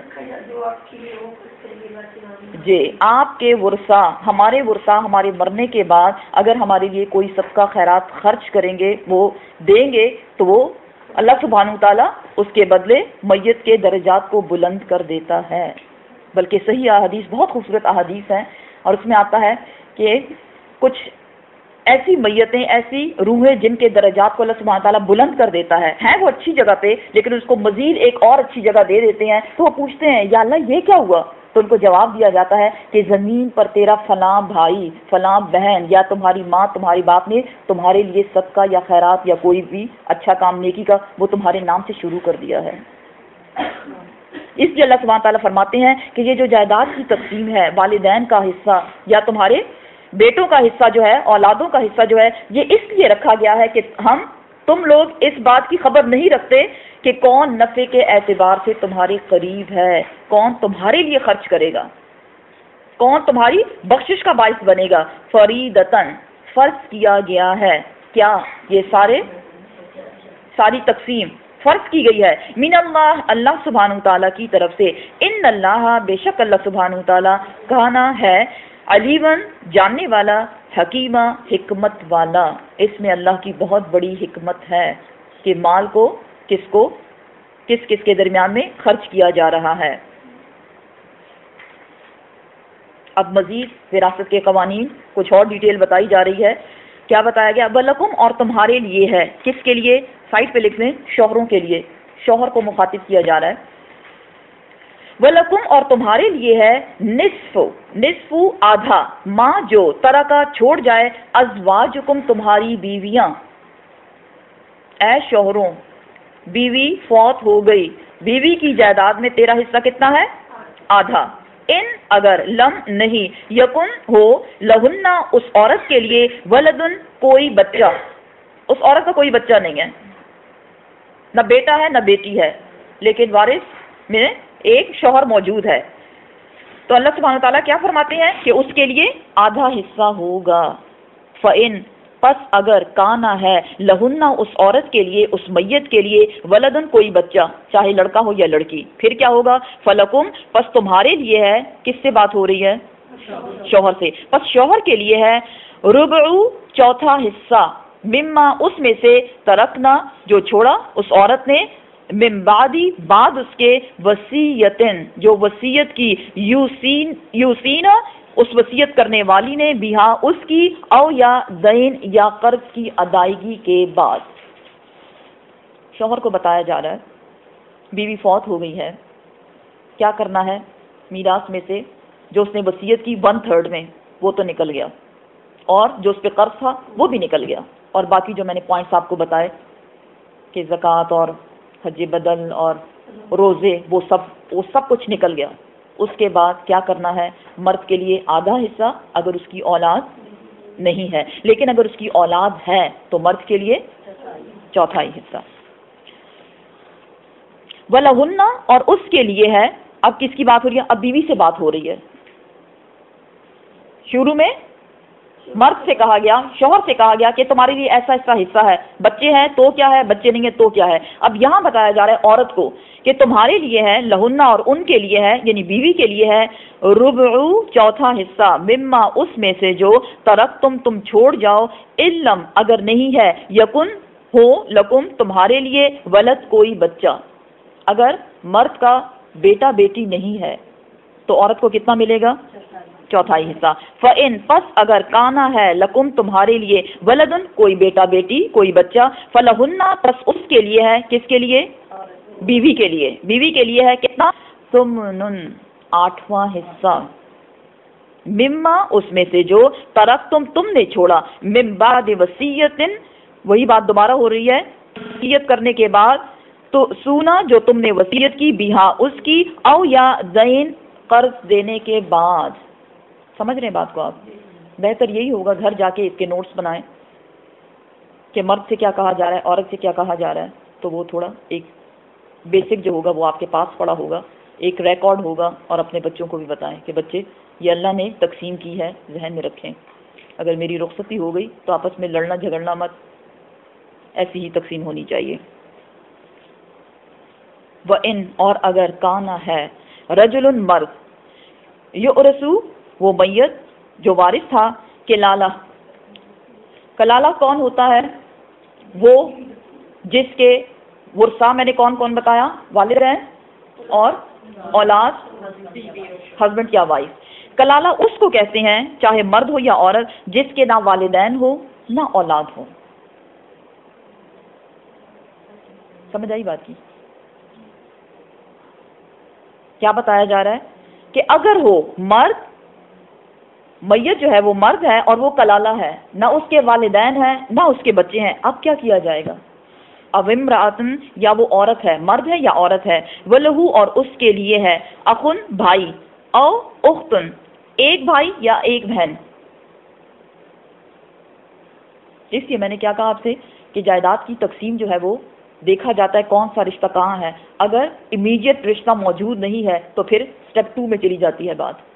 امیڈیٹ رشتہ ان کا والدین کا تھا اور بیٹا بیٹی کا تھا، وہ ہے نہیں، اب کیا کیا جائے گا جائیداد کے ساتھ؟ اس کی بھی تقسیم اللہ سبحانہ تعالیٰ نے آسان کر دی ہے کہ اس کے لیے ہے، نہ والدین ہے اس کے نہ اس کی اولادیں ہیں، اخن ایک بھائی، و اختن اور ایک بہن، فَلِكُلِّ پس ہر ایک کے لیے ہے، واحدتن ہر ایک کے لیے ہے، منہما ان دونوں میں سے، سدسو چھٹا حصہ، بھائی کے لیے بھی اور بہن کے لیے بھی، لیکن جب یہ ایک ایک ہو۔ فَإِن پس اگر کانو ہے وہ، اکثرا زیادہ بہن بھائی ہیں، اب ایک ایک نہیں ہے، زیادہ ہیں، 2 بھائی 3 بہنیں اس ٹائپ کے ہو گئے، من ذالکا تو پھر کیا ہوگا؟ فہم پس ان کے لیے ہے، شرکاء وہ شریک ہوں گے، فی الثلث 1/3 میں، تیسرے حصے کے ساتھ، من بعد ہی بات اس کے، وصیتن جو وصیت کر جائے، یؤسا وصیت کرنے والا، بیہا اس کے ساتھ، او دین یا قرض کی ادائیگی کے بعد۔ سوچیں آپ، ہر تقسیم کے بعد یہ آیت ریپیٹ کی جا رہی ہے کہ وصیت جو کی گئی ہے اس کو ادا کرنا ضروری ہے، اگر کوئی وصیت پہ عمل نہیں کرے گا تو اپنے آپ کو گناہگار کرے گا۔ غیر مدار نہ تکلیف پہنچائی جائے، وصیتن وصیت کرتا ہے، وصیت ہے یہ، من اللہ اللہ سبحانہ تعالیٰ کی طرف سے، واللہ اور اللہ سبحانہ تعالیٰ، علیم حلیم وہ تو جاننے والا ہے اور برداشت کرنے والا ہے۔ بڑے برداشت کا کام ہوتا ہے یہ کہ جائیداد کو تقسیم کیا جائے۔ اب یہ غیر مدار جو ہے کہ کسی کو نقصان نہ دیا جائے، نقصان کیسے دیا جاتا ہے؟ وراثت میں نقصان کیسا؟ غلط قسم کی وصیت کر کے آپ دوسرے کا نقصان کر رہے ہیں۔ ہماری سوسائٹی میں کیا ہوتا ہے کہ جب ماں باپ کسی بچے کے ہاں رہتے ہیں تو وہ بیٹا یا بیٹی اپنا حق بہت جتاتے ہیں، وہ کہتے ہیں ہم نے بڑی خدمتیں کی ہیں اور بس یہ چیز تو ہماری ہو ہی گئی، بلکہ جائیداد میں زیادہ پورشن ہم اس لیے لیں گے کہ ہم نے خدمتیں کی۔ کیا آپ اپنے والدین کی خدمت کی اجرت لینا چاہ رہے ہیں؟ یہ اللہ سبحانہ تعالیٰ نے ایسا کچھ نہیں بتایا۔ یہ تقسیم یہ فرض قرار دی ہے اللہ سبحانہ تعالیٰ نے، بیٹے کے لیے بھی اور بیٹی کے لیے بھی۔ یہاں ایک بات میں کلیئر کرنا چاہوں گی، آنکھ کرنا، اپنی اولاد کو آنکھ کرنا، کبھی سنا ہوگا آپ نے؟ تو اولاد کو آنکھ کرنا نہیں ہے کہیں بھی، لیکن اس کے بھی سرکمسٹانسز ہیں۔ اگر آپ کا بچہ خدا نخواستہ مرتد ہو جائے. مرتد کون ہوتا ہے؟ جو اپنے مذہب کو چھوڑ دے، مسلمانی کے دائرے سے باہر نکل گیا ہے. علل اعلان اس نے کہا کہ ابھی میں مسلمان، مزید اور مسلمان میں نہیں ہوں، دیٹس اٹ. تو اس کو جائیداد میں سے حصہ نہیں دیا جائے گا. لیکن ویسی دنیاوی نافرمانی جو ہے، اس پہ یہ بچے نے بات نہیں مانی، یہ بچے نے اپنی مرضی کی شادی کر لی، چلو ہم اس کو آف کر دیں، اس کی اجازت نہیں ہے. اس بچے کو بھی اتنا ہی حصہ ملے گا جتنی خدمتیں کی دوسرے بچے نے اپنے باپ کی یا ماں کی. تو یہ بات یاد رکھیں، اس قسم کی غلطیاں نہیں کرنی، اور جو ہو چکی وہ تو ہو چکی. کہ کسی بچے کو اس کی نافرمانی کی وجہ سے، اس کی منمانی کی وجہ سے آپ آنکھ نہیں کر سکتے. اس کے لیے صرف ایک سچویشن ہے وہ بتائی گی، وہ کیا؟ کہ وہ مرتد ہو جائے. یہ نہیں کہ بچہ نماز نہیں پڑھ رہا، اس کو جائیداد میں سے ہم نے حصہ نہیں دینا کیونکہ تو مسلمان نہیں ہے. ہم کون آئے ہیں؟ وہ نماز نہیں پڑھ رہا اپنے لیے نہیں پڑھ رہا، وہ آپ کی اولاد ہے. لیکن اگر وہ علل اعلان، کیونکہ مرتد علل اعلان ہوتا ہے کہ میں نے چھوڑ دیا یہ مذہب، اب میں اس مذہب پہ نہیں ہوں، تو اس کو جائیداد میں سے کچھ بھی نہیں دیا جائے گا. دل کا یہ سب کچھ، یہ ساری جو آیات بتائی گئی وراثت کے متعلق، حدود اللہ، اللہ کی حدیں ہیں، اللہ نے لمٹس لگا دی ہیں. ومن یطع اللہ، اور جو شخص یطع اللہ، وہ اطاعت کرے گا اللہ کی، ورسولہ، اور اس کے رسول کی. اطاعت سے مراد اللہ کے احکامات کو ماننا. اور یہ کون سے احکامات کی بات ہو رہی ہے؟ وراثت کے قوانین کی بات ہو رہی ہے. تو اللہ سبحانہ تعالیٰ کیا کرے گا؟ یدخلہ، داخل کرے گا اس کو، جنات، باغات میں، تجری من تحتها الانہار، ایسے باغات جس کے نیچے نہریں بہتی ہیں، خالدین فیہا، وہ اس میں ہمیشہ رہے گا. وذالک، اور یہ جنت میں داخل ہونا، الفوز العظیم، بہت بڑی کامیابی ہے. کیا ہے؟ جائیداد کتنی بھی زیادہ ہو جائے ختم تو ہو جائے گی نا. اگر جائیداد ختم نہیں ہوگی تو ہم ختم ہو جائیں گے، ہے کہ نہیں؟ بلکہ ہاں، جائیداد ختم نہیں ہوگی لیکن ہم ختم ہو ہی جاتے ہیں. تو کیا ضرورت ہے اس میں لڑنے جھگڑنے کی؟ اور وہ قانون جو اللہ نے بنایا ہے، اگر اس کو اسی طرح سے فالو نہیں کیا جائے گا جو فالو کرتے ہیں اللہ نے ان کو، دنیا میں بھی دیکھیں سکون ہو جاتا ہے نا، سب خوش ہیں، بہن بھائی خوش ہیں، بیٹا بیٹی خوش ہیں، جائیداد تقسیم ہو گئی ہے، سکون سے سب رہ رہے ہیں. تو دنیا میں بھی سکون، اور آخرت کے لیے اللہ نے انعام دیا کس چیز کا؟ جنت کا.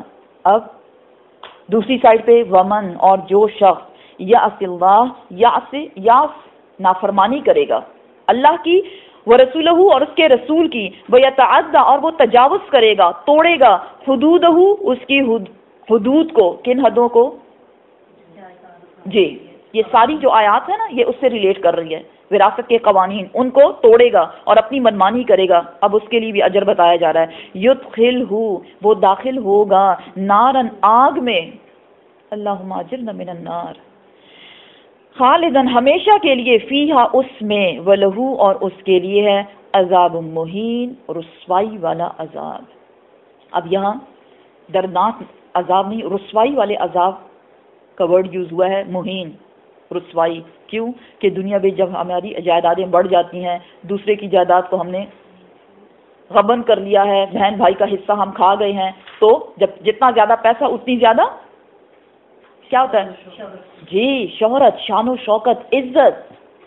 قرآن ہی میں آتا ہے کہ جب ایسے عزت دار بندہ جو اللہ کا نافرمان تھا، اس کے سر پہ کھولتا ہوا پانی ڈالا جائے گا اور اسے کہا جائے گا لو مزہ چکھو، کیونکہ دنیا میں بڑے عزت دار بنے پھرا کرتے تھے تم. تو وہ عزت، وہ جھوٹی شان و شوکت جو لوگوں کے مال کو اس نے دبا دیا، اللہ نے اس کے اجر کیا بتایا؟ کہ اس کو رسوا کر دیا جائے گا آخرت میں. قیامت کے روز ان کو رسوائی والا عذاب دیا جائے گا. یہاں تک تو تھی آیات وراثت سے متعلق. اب آگے کچھ عرب معاشرے میں جو برائیاں تھیں ان کے بارے میں، اور اس میں ایک بہت بڑی برائی اور بہت گندا کام جو تھا وہ ان عورتوں کا تھا جو زنا کرتی تھیں، پروسٹیٹیوٹس. باقاعدہ طور پہ انہوں نے اس کو اپنا شعبہ بنایا ہوا تھا، کام جس کو بولتے ہیں، وہ ان کا کام تھا. اور اس کے لیے انہوں نے اپنے گھروں پہ جھنڈے لگائے ہوئے تھے جو شو کرتا تھا ان کی ویلیو کو، ان کے حسب نسب کو.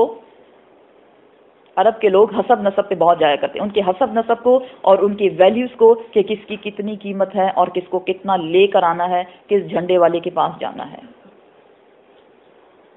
کہ اللہ سبحانہ تعالیٰ نے اس گناہ کو سریعام بتایا قرآن میں، کیا بتایا؟ واللاتی، اور وہ عورتیں جو یاتینا وہ لے کر آئیں فاحشتا فحش کام، زنا مراد ہے سے، من نسائکم تمہاری عورتوں میں سے۔ اب کیا کرو گے تم؟ عورت نے زنا کیا اور فاستشہدوا پس گواہ بنا لاؤ، علیہن ان پر، جس نے یہ غلط کام کیا ہے، کتنے گواہ؟ اربعتن 4، منکم تم میں سے، 4 گواہ ہونے ضروری ہیں۔ فَإِن پھر اگر شہیدو وہ گواہی دے دیں کہ ہاں یہ سب کچھ ہو چکا، ہم اس کی گواہی دیتے ہیں، تو کیا کیا جائے گا؟ اب عورتوں کا علاج بتایا جا رہا ہے، ایسی عورتوں کے ساتھ کیا جائے۔ فَأَمْسِكُوهُنَّ پس بند کر دو ان کو، ٹھہرا دو ان کو، فِي الْبُيُوتِ گھر میں، گھر کے اندر ان کو قید کر دو۔ کب تک؟ حتیٰ یہاں تک کہ یتوفاہن وہ فوت ہو جائیں، یتوفاہن الموت یہاں تک کہ آ جائے ان کو موت، وہ فوت ہو جائیں، اس وقت تک ان کو گھروں کے اندر بند رکھو۔ کیوں گھروں کے اندر بند کر دیا؟ کیونکہ باہر نکلنے کی وجہ سے جو خرابی تھی وہ نہیں ہوگی نا، جب ان کو بند کر دیا جائے گا۔ یہ شروع کے احکامات ہیں۔ اس کے بعد جب سورۃ النور میں فیصلہ سنا دیا گیا کہ ان لوگوں کی کیا سزا ہوگی، حد جاری کر دی گئی، تو پھر یہ اس پہ عمل نہیں کیا گیا، لیکن یہ شروع کے دنوں میں بتایا جا رہا ہے دور جاہلیت میں کہ پہلا سٹیپ کیا لینا ہے۔ پہلا سٹیپ کیا ہے کہ اس قسم کی عورتیں جن پہ 4 گواہ بنا دیے گئے، انہوں نے کہا کہ ہاں ہم نے دیکھا، ہمارے سامنے یہ سب کچھ ہوا، وہ گواہی دیں گے، تو اللہ سبحانہ تعالیٰ فرماتے ہیں کہ اس قسم کی عورتوں کو گھروں میں قید کر دیا جائے ٹل ڈیتھ، جب تک ان کو موت نہیں آ جاتی۔ لیکن وہ شخص، وہ گواہ اگر ثابت ہو گیا کہ وہ جھوٹ بول رہے ہیں، تو ان کے لیے 80 کوڑوں کی سزا بتائی گئی، 80 کوڑے لگائے جائیں ان کو کہ انہوں نے کسی پہ الزام لگایا ہے۔ او یجعل یا بنا ڈالے اللہ سبحانہ تعالیٰ لہن ان کے لیے سبیلا کوئی راستہ، یا اگر کوئی اور حکم آ جائے ابھی انتظار کرو، پھر اس پہ عمل کرنا ہے۔ لیکن اس وقت کا کیا حکم دیا گیا کہ ان عورتوں کو کمروں میں بند، اپنے گھروں میں بند کر دیا جائے۔ یہ تو عورتوں کی بات تھی، دوسری طرف ہومو سیکشولیٹی کی بات کی جا رہی ہے۔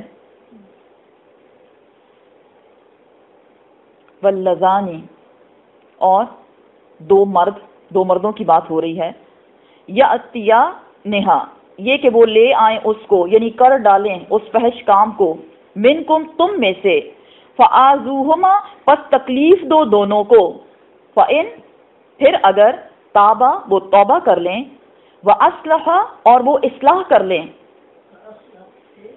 وہ اصلاح کر لیں اپنی کہ آئندہ ہم نہیں کریں گے، فَأَعْرِضُوا پس اعراض کرو ان سے، چھوڑ دو ان کو، انہما ان دونوں سے، ان اللہ بے شک اللہ سبحانہ تعالیٰ کانا ہے وہ تواب الرحیم توبہ قبول کرنے والا، رحم فرمانے والا۔ ان دونوں میں عورت کی بات ہو رہی ہے، ان دونوں میں عورتوں کی بھی بات ہو رہی ہے جی، اور مردوں کی بھی، گیز کی بات ہو رہی ہے اور لیزبینز کی بھی بات ہو رہی ہے، دونوں کی طرف اشارہ ہے۔ اب یہاں یہ دکھ دیا جائے، ان کو تکلیف دی جائے، اس کے بارے میں احادیث شریف ہمیں بتاتی ہیں کہ آپ صلی اللہ علیہ وسلم نے ان کو کیا کیا؟ ضربا وغربا، ان کو مارا پیٹا اور ان کو جلا وطن کر دیا، اس علاقے سے ہی باہر نکال دیا۔ اور یہی کام حضرت عمر رضی اللہ تعالیٰ عنہ نے بھی کیا، اور حضرت ابو بکر صدیق رضی اللہ تعالیٰ عنہ نے بھی یہی کام کیا کہ ان کو پہلے مارا گیا اور پھر ان کو وہاں سے نکال دیا گیا۔ لیکن اللہ سبحانہ تعالیٰ نے دیکھیں توبہ کا دروازہ ہر وقت کھلا رہتا ہے کہ اگر وہ توبہ کر لیں اور وہ اصلاح کر لیں تو پھر کیا کیا جائے؟ ان کو پھر ملامت نہ کرو، فَعَارِضُوا منہ موڑ لو، بس ٹھیک ہے توبہ کر لی ہے نا انہوں نے۔ کیا ہم انسان معاف کر دیتے ہیں کسی کو؟ جی ہم معاف نہیں کرتے۔ یہاں بتایا جا رہا ہے ان اللہ بے شک اللہ تعالیٰ معاف کرنے والا ہے، رحم فرمانے والا ہے، تو اے انسان تو بھی ان کو جانے دے۔ انہوں نے اللہ سے معافی مانگ لی ہے۔ سورۃ النور کی دوسری آیت اللہ سبحانہ تعالیٰ فرماتے ہیں کہ الزانیۃ والزانی، زنا کرنے والا مرد اور زنا کرنے والی عورت جو ہیں، ان دونوں کے لیے کیا کرو تم، ان کو سزا بتائی جا رہی ہے، فجلدوا کل واحد منہما، مارو ان دونوں میں سے ہر ایک کو، کیا، مئتا جلدہ، 100 کوڑے۔ سورۃ النور میں اس کی ڈیٹیل آئے گی انشاءاللہ، پھر ہم پڑھیں گے۔ آپ صرف اتنا سمجھ لیں کہ سورۃ النور ہی میں یہ حکم دیا گیا کہ اگر شادی شدہ شخص نے، عورت ہے یا مرد، اس نے زنا کیا ہے تو اس کو سنسار کیا جائے، رجم جس کو بولتے ہیں عربی میں، کیا ہوتا ہے، سٹوننگ ٹل ڈیتھ، شادی شدہ کو۔ لیکن اگر کسی بیچلر نے، کسی کواری لڑکی نے یا لڑکے نے ایسا جرم کیا تو اس کو 100 کوڑے مارے جائیں۔ اور اگر کوئی گے ہے یا لیزبین ہے تو ان کو بھی مارا پیٹا جائے، پہلے ان کو ہاتھ سے مارا جائے، منہ سے ان کو ملامت کیا جائے تاکہ وہ راستہ چھوڑ دیں۔ اگر وہ راستہ چھوڑ دیں گے، توبہ کر لیں گے، اپنی اصلاح کر لیں گے، توبہ اللہ سے کی جاتی ہے، اور اصلاح کریکٹر وائز کہ آئندہ وہ ایسا نہیں کریں گے، تو اللہ سبحانہ تعالیٰ فرماتے ہیں پھر ان کو مزید ملامت کرنا، وہ یا ان کو نکالنا بھی نہیں ہے پھر، کیونکہ وہ واپس پلٹ آئے ہیں۔ لیکن اگر کوئی اپنی اس گندی عادت سے باز نہیں آتا تو اس کو مارا بھی جائے اور اس علاقے سے اس کو باہر بھی نکالا جائے۔ بیسیکلی جب ہم یہ سورت سٹارٹ کر رہے تھے تو وہاں کیا بتایا گیا کہ انسان کو ایک جسم سے بنایا گیا اور پھر اس کا جوڑا بنایا گیا بیوی کے طور پہ، اور پھر اسی جوڑے نے آگے بچوں کو پھیلایا۔ اس لیے مرد کا مرد کے ساتھ سیکشول ریلیشن شپ یا عورت کا عورت کے ساتھ سیکشول ریلیشن شپ یہ ان نیچرل ہے، ٹھیک ہے نا۔ اس لیے اللہ سبحانہ تعالیٰ نے مرد اور عورت کو نکاح کے رشتے میں باندھ کر ان کو اجازت دے دی۔ اس لیے آپ صلی اللہ علیہ وسلم نے فرمایا، حدیث شریف ہے کہ 2 عورتیں ایک چادر میں نہ سوئیں ایک دوسرے کے ساتھ مل کر، اسی طرح 2 مردوں کو بھی اجازت نہیں ہے۔ یہی وجہ ہے کہ جب ہماری اولادیں، ہمارے بچے جب بڑے ہوتے ہیں تو ان کو بھی، ان کے بیڈ بھی ہم الگ کر دیتے ہیں۔ اگر اب بھی آپ کے بچے ایک ہی بیڈ پہ سوتے ہیں تو ان کو ابھی سے علیحدہ علیحدہ کرنا شروع کر دیں۔ انما، بے شک، جو توبتو، جو توبہ ہے، اللہ، اللہ ہی کے لیے ہے۔ اوپر کیا بتایا گیا کہ اگر وہ توبہ کر لیں، اصلاح کر لیں تو چھوڑ دو ان کو۔ اس لیے بتایا جا رہا ہے کہ توبہ جو ہے وہ اللہ کا حق ہے، للذین، ان لوگوں کے لیے جو یعملون، وہ عمل کرتے ہیں، سوء، کوئی برا، کوئی فحش کام، بجہالت، جہالت سے، نادانی کے ساتھ، پتہ نہیں تھا، غلطی ہو گئی، ثم، پھر، یتوبون، وہ توبہ کرتے ہیں، من قریب، قریب ہی سے۔ سم ٹائمز ہوتا ہے نا، ہمیں پتہ ہے غیبت گناہ ہے، پھر بھی 2 بندے ملے، جلدی کسی کے بارے میں بات ہو گئی، پھر یاد آیا یہ کیا کر دیا، گناہ کبیرہ ہو گیا، استغفر اللہ، جہالت کے ساتھ آپ بھول گئے تھے تھوڑی دیر کے لیے کہ یہ تو نہیں کرنا چاہیے تھا، ہو گئی ہے، اب کیا کیا جائے، نہیں، اس کو ریپیٹ نہیں کرنا۔ تو بتایا جا رہا ہے توبہ کے بارے میں، توبہ کی اہمیت بیسیکلی بتائی جا رہی ہے کہ توبہ تو بیسیکلی حق ہے اللہ کا، کہ اللہ سے معافی مانگی جائے، اس سے معافی مانگ لی، بے شک وہ معاف کرے گا۔ اسپیشلی وہ لوگ، اپریشیٹ کیا جا رہا ہے ایسے لوگوں کو جو جہالت کے ساتھ، نادانی میں، بھول سے، سم ٹائمز ہو جاتا ہے، غلطی ہو گئی اور وہ قریب سے جیسی وہ ریئلائز کرتے ہیں اور وہ اللہ سے توبہ استغفار کرتے ہیں، اللہ سبحانہ تعالیٰ فرماتے ہیں فَأُولَٰئِکَ، یہ وہی لوگ ہیں، یتوب اللہ علیہم، بخشش فرمائی، توبہ فرمائی، اللہ نے رجوع فرمایا، علیہم، ان پر، مہربانی کی، معاف کر دیا، وکان اللہ، اور ہے اللہ سبحانہ تعالیٰ، علیمًا حکیمہ، جاننے والا، حکمت والا۔ بے شک توبہ کے بارے میں مزید ڈیٹیل، ولیست التوبہ، اور نہیں ہے توبہ، قبول نہیں ہوتی توبہ، للذین، ان لوگوں کی جو یعملون، وہ عمل کرتے ہیں، سیئات، برے، حتی، یہاں تک کہ، اذا، جب، حاضر ہو جاتی ہے، احدہم الموت، ان میں سے کسی ایک کی موت، قالا، پھر وہ کہتے ہیں، کیا کہتے ہیں، انی، بے شک، میں نے، تبتو، میں توبہ کرتا ہوں، الآن، اب میں توبہ کرتا ہوں، ولا، اور، الذین، اور نہیں، الذین، وہ لوگ جو یموتون، وہ توبہ کرتے، وہم، لیکن اس حال میں جب وہ کفارن کفر پر تھے، اولئک یہ وہی لوگ ہیں، اعتدنا تیار کیا گیا ہے، لہم ان کے لیے عذابن علیما دردناک عذاب۔ دو قسم کے لوگ بیسیکلی بتائے گئے۔ پہلی وہ قسم نادانی میں بھولے سے خطا ہو گئی، ریئلائز کیا، جلدی سے توبہ کر لی، اللہ سبحانہ تعالیٰ فرماتے ہیں میں ان کو معاف کر دیتا ہوں۔ لیکن دوسری قسم کے لوگ وہ ہیں جو غلط کام کرتے ہیں اور موت کا فرشتہ دیکھنے سے پہلے توبہ نہیں کرتے، اللہ سبحانہ تعالیٰ فرماتے ہیں ان کے لیے توبہ ہے ہی نہیں، کیونکہ جب موت کا فرشتہ سامنے آیا اور اس نے کہا کہ میں اب توبہ کرتا ہوں، تو وہ تو وقت ہی نہیں ہے، کیونکہ آپ کو تو عمل کا موقع ہی نہیں مل رہا۔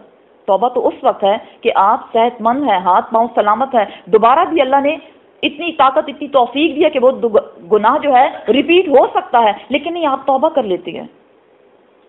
تو اللہ سبحانہ تعالیٰ کیا فرماتے ہیں، ایسے لوگوں کی توبہ اس لیے قبول نہیں ہوئی کہ وہ کفر پر تھے، کفر ہی پر مارے گئے۔ کیونکہ جب فرعون نے دریا کو بند ہوتے دیکھا، پیچھے ہم پڑھ چکے سورہ بقرہ میں، جی موسیٰ علیہ السلام نے کیا کہا، جب وہ پہنچے آدھے راستے تک اور دریا پہ اپنی لاٹھی ماری اور اس میں وہ راستہ بن گیا، باقی بنی اسرائیلی آپ کے ساتھ وہاں سے پار کر گئے۔ فرعون نے جب دیکھا کہ دریا میں راستہ بنا ہوا ہے خشکی کا، تو وہ بھی درمیان تک پہنچا اور اس کا سارا لشکر بھی پہنچا، اور دریا جب بند ہونے لگا فرعون نے موت کا فرشتہ دیکھ لیا، پھر وہ چلایا آمنت انہ لا الہ الا، اللہ سبحانہ تعالیٰ فرماتے ہیں جاؤ اپنا کام کرو، اب تو موت کا فرشتہ ہے تیری جان نکالنے کے لیے، اب تو کہہ رہا ہے لا الہ الا اللہ، اب ضرورت نہیں ہے۔ تو بہتر یہ ہے کہ موت کا فرشتہ دیکھنے سے پہلے توبہ کر لی جائے، لوگوں کو بھی بتائیں۔ سم ٹائمز لوگ توبہ اس لیے نہیں کرتے کہ وہ کہتے ہیں ہم بڑے گناہ گار ہیں، کہاں ہم گناہ گاروں کی توبہ قبول ہوگی، بلکہ ایون وہ دعا کرنا بھی چھوڑ دیتے ہیں کیونکہ وہ کہتے ہیں ہم بہت گناہ گار ہیں، اور وہ پھر جاتے ہیں لوگوں جو ان کی نظر میں بڑے نیک ہوتے ہیں فلاں کے پاس جاتے ہیں اپنے گناہ بخشوانے کے لیے۔ کیا ہے یہ؟ شرک ہے، غلط ہے یہ راستہ۔ اللہ سبحانہ تعالیٰ کا وعدہ ہے کہ اے بنی آدم اگر تیرے گناہ سمندر کی جھاگ کے جتنے ہو جائیں، صحرا کے ذرات جو ہیں اس کے جتنے تیرے گناہ ہو جائیں، اور تو میرے پاس پلٹ آئے، تو توبہ کر لے، میں تجھے معاف کر دوں گا۔ سبحان اللہ۔ اور اسی صورت میں انشاءاللہ آگے ہم پڑھیں گے کہ اللہ جو چاہے گناہ معاف کر دے، صرف شرک کی معافی نہیں ہے۔ تو کیا کرنا ہے؟ استغفر اللہ۔ آپ صلی اللہ علیہ وسلم 100 ٹائمز 70 ٹائمز آپ استغفار کیا کرتے تھے، اور ہمیں بتایا گیا کہ ہم کم از کم دن میں 100 مرتبہ ضرور استغفار کریں۔ استغفر اللہ ربی من کل ذنب واتوب الیہ، اللہم اغفر لی ذنبی کلہ دکہ وجلہ واولہ وآخرہ وعلانیتہ وسرہ۔ اگر آپ کو عربی نہیں آتی اپنی زبان میں اللہ سے توبہ کرے، یا اللہ ہمارے چھوٹے بڑے سارے گناہوں کو معاف کر دے، یا اللہ وہ گناہ جو صرف تو جانتا ہے اور کوئی نہیں جانتا، کسی نے ہمیں دیکھا نہیں وہ گناہ کرتے ہوئے، یا اللہ تو اس کو بھی معاف کر دے، وہ گناہ جو ہم جانتے ہیں اس کو بھی معاف کر دے، اور وہ گناہ جو ہمیں پتہ بھی نہیں لیکن ہم سے ہو گئے، یا اللہ تو اس کو بھی معاف کر دے، باریک موٹے چھوٹے بڑے، یا اللہ سارے گناہوں کو تو معاف کر دے، آمین یا رب العالمین۔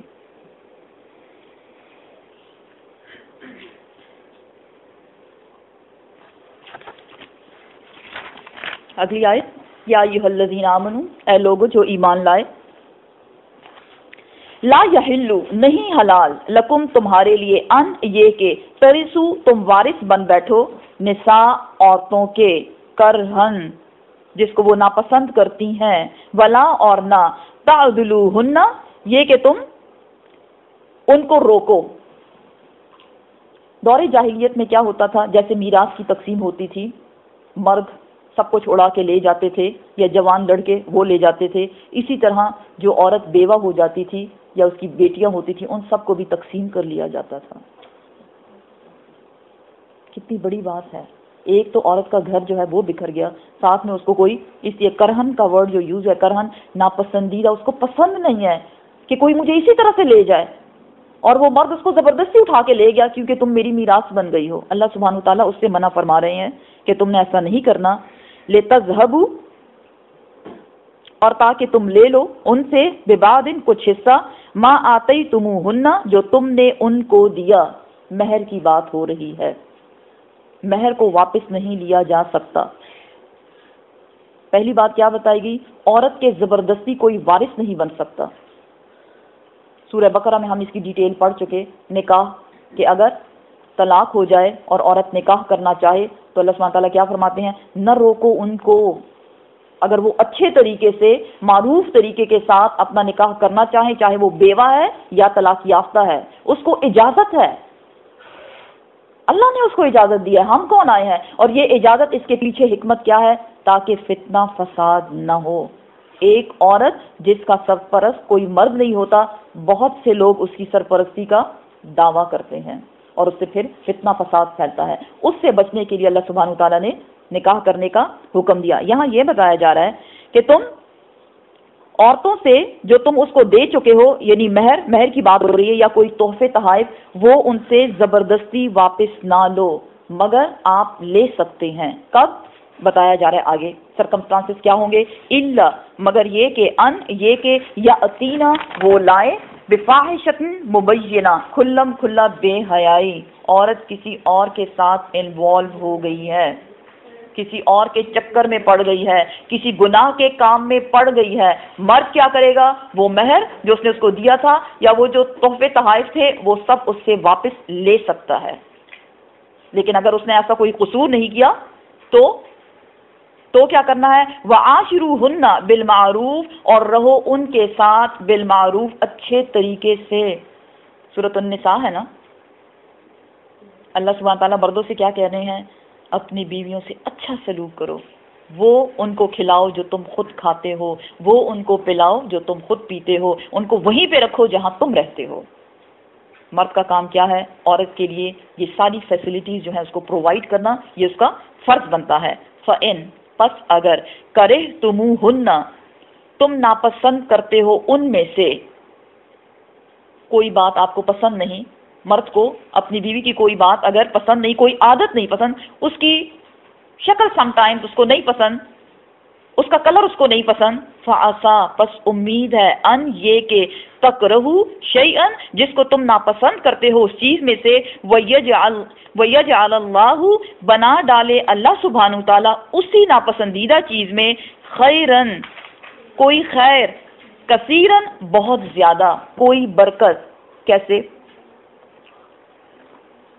مرد اور عورت کی انڈرسٹینڈنگ نہیں ہے، لیکن اس کے باوجود اگر مرد کو اپنی بیوی کی شکل، اس کی صورت، کسی عادت سے چڑ ہے، اللہ سبحانہ تعالیٰ فرماتے ہیں کہ اے مردوں، اس کے باوجود تم ان کے ساتھ عاشروہن بالمعروف ہی رہو، اچھے طریقے کے ساتھ ان کے ساتھ گزر بسر کرو، کیونکہ تم نہیں جانتے شاید یہی عورت جس کو تم ناپسند کرتے ہو وہ تمہارے لیے ایسی اولاد پیدا کرے جو تمہارے لیے صدقہ جاریہ بن جائے.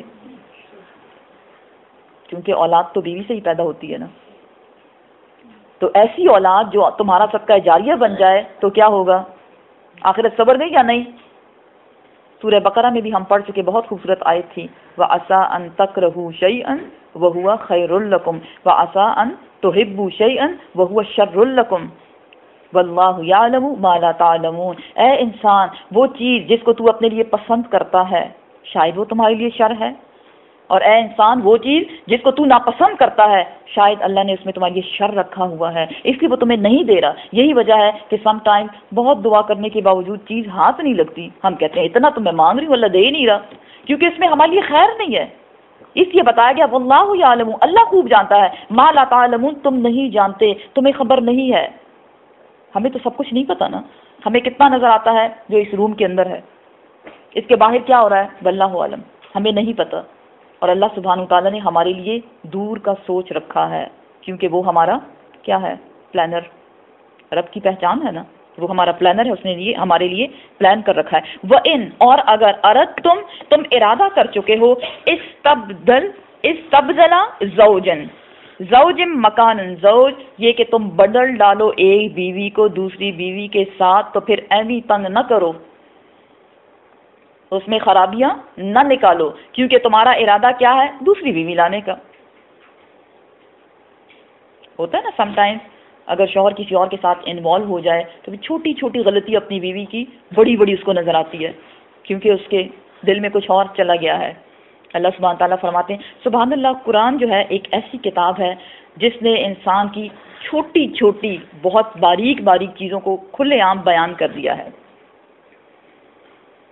اگر مرد کا ارادہ ہے کہ وہ بیوی کو دوسری بیوی سے بدل دے، وہ ایسا بدلنا نہیں ہوتا کہ کسی اور کو دے دی اور اس کی بیوی اپنے پاس لے آئے، سواپ کرنا نہیں ہے، بلکہ کیا ہے، وہ جو مقام اس کے دل میں تھا اپنی بیوی کا، پہلی بیوی کا، اب وہ رہا نہیں، اب وہاں کوئی اور آ گئی ہے۔ اللہ سبحانہ تعالیٰ اس کا بھی آپ کو حل بتا رہے ہیں کہ کرنا کیا ہے، کیا کرنا ہے۔ وَآتَيْتُمْ، اور جو دیا تم نے، احداہن، ان میں سے ایک کو، قنطاراً، خزانہ، بہت سا مال، بہت اچھے اچھے بڑے بڑے گفٹ دیے اس کو، فلا پس نہ، تأخذوا، نہ تم لو اس کو واپس، منہ، اس سے، شیئن، کوئی بھی چیز۔ اور اسی قسم کی آیت ہم سورہ بقرہ میں پیچھے پڑھ چکے کہ وہ جو تحفے کو اپنی بیوی سے واپس لے گا، حالات خراب ہو گئے اور وہ اس سے دی ہوئی چیزیں واپس لے رہا ہے، اللہ سبحانہ تعالیٰ فرماتے ہیں اس کی مثال ایسی ہے جیسے کتے نے قے کی اور اس کو دوبارہ سے چاٹ لیا، اس قدر گندگی سے اس کو تشبیہ دی گئی ہے۔ یہاں اللہ سبحانہ تعالیٰ کیا فرماتے ہیں کہ اگر دوسری بیوی لانی ہی ہے تو پہلی والی بیوی کو جو تحفے تحائف، جو چیزیں تم دے چکے ہو، گفٹ وغیرہ، ڈائمنڈز وغیرہ، کیونکہ اس وقت تمہیں بڑا پیار آ رہا تھا اس پہ، وہ دے دیا تم نے، تو تم اس کو واپس نہیں لے سکتے، کوئی بھی چیز، شیئن، کوئی ایک دھاگے برابر چیز بھی آپ اس سے واپس نہیں لے سکتے۔ اتأخذونہ، کیا تم لوگے اس سے، اللہ سبحانہ تعالیٰ پوچھ رہے ہیں شوہر سے، کیا تم لوگے اس سے، بہتانن، الزام لگا کر، واسم مبینہ، اور کھلم کھلا گناہ کر کے، کیونکہ پیچھے کیا بتایا گیا، آپ واپس کب لے سکتے ہو، اگر بیوی جی فاحشہ، کوئی فحش کام زنا کر دے، کسی اور کے ساتھ انوالو ہو گئی ہے، تو وہ قابل قبول نہیں ہے اور قابل معافی نہیں ہے، سب کچھ واپس لینا پڑے گا۔ اب یہاں کیا بتایا جا رہا ہے کہ اگر تم اس سے لینا چاہو گے، لینے کی نیت یہ ہے کہ میں نے اس سے لینا ہے، تو کیا تم اس پہ الزام لگاؤ کہ اس نے کوئی غلط کام کیا ہے؟ نہیں۔ وَكَيْفَ، اور کیسے، تَأْخُذُونَهُ، تم لوگے اس کو، کس منہ سے لوگے، وقد، اور تحقیق، حقیقت تو یہ ہے، افدا، تم فائدہ اٹھا چکے۔ افدا کا مطلب ہے تنہائی میں فائدہ اٹھانا، اپنی بیوی کے ساتھ جو اچھا ٹائم تم نے گزارا، بعضکم الی بعض، ایک دوسرے سے، تم ایک دوسرے سے لطف اندوز ہو چکے ہو، وَأَخَذْنَ مِنْكُمْ، اور وہ لے چکی، منکم، تم سے، میثاقاً غلیظا، پکا عہد، کس بات کا، نکاح کا، میثاقاً عہد، غلیظاً پکا، پکا عہد، کون سا عہد، نکاح کی طرف اشارہ ہے، وہ تمہاری بیوی تھی، تمہارا نکاح ہوا تھا، پھر تم نے تنہائی میں ایک دوسرے سے لطف اندوز ہوتے رہے، اس نے اپنے آپ کو تمہارے سپرد کر دیا، تو اب کیا کرو گے، وہ جو لیا تھا وہ سب کچھ لے لو گے واپس؟ نہیں، وہ نہیں لے سکتے۔ اب اگلی آیت، دا موسٹ امپورٹنٹ آیت سورۃ النساء کی، جس میں حرمات کے بارے میں ذکر کیا گیا ہے، کون سے رشتے ہیں جس سے نکاح جائز نہیں ہے۔ حرمت والے، حرمت مینز عزت والے، یہ وہ عزت والے رشتے ہیں جن کی آپ رسپیکٹ کر سکتے ہیں، آپ ان کو رسپیکٹ والا پیار ان سے کر سکتے ہیں، بیوی والا پیار آپ ان سے نہیں کر سکتے۔ فرق ہے نا ماں کے پیار میں اور بیوی کے پیار میں، بیوی ماں نہیں بن سکتی اور ماں بیوی نہیں بن سکتی، بیوی کی اپنی جگہ، ماں کی اپنی جگہ، نکاح آپ نے بیوی سے کیا اور ماں کی رسپیکٹ ماں والی ہی رہے گی۔ تو اب یہاں بتایا جا رہا ہے بیسیکلی دور جاہلیت میں ان رشتوں سے بھی نکاح لوگ کر لیا کرتے تھے، اس لیے اس کو کلیئر کٹ بتایا گیا کافی ڈیٹیل کے ساتھ سورۃ النساء میں۔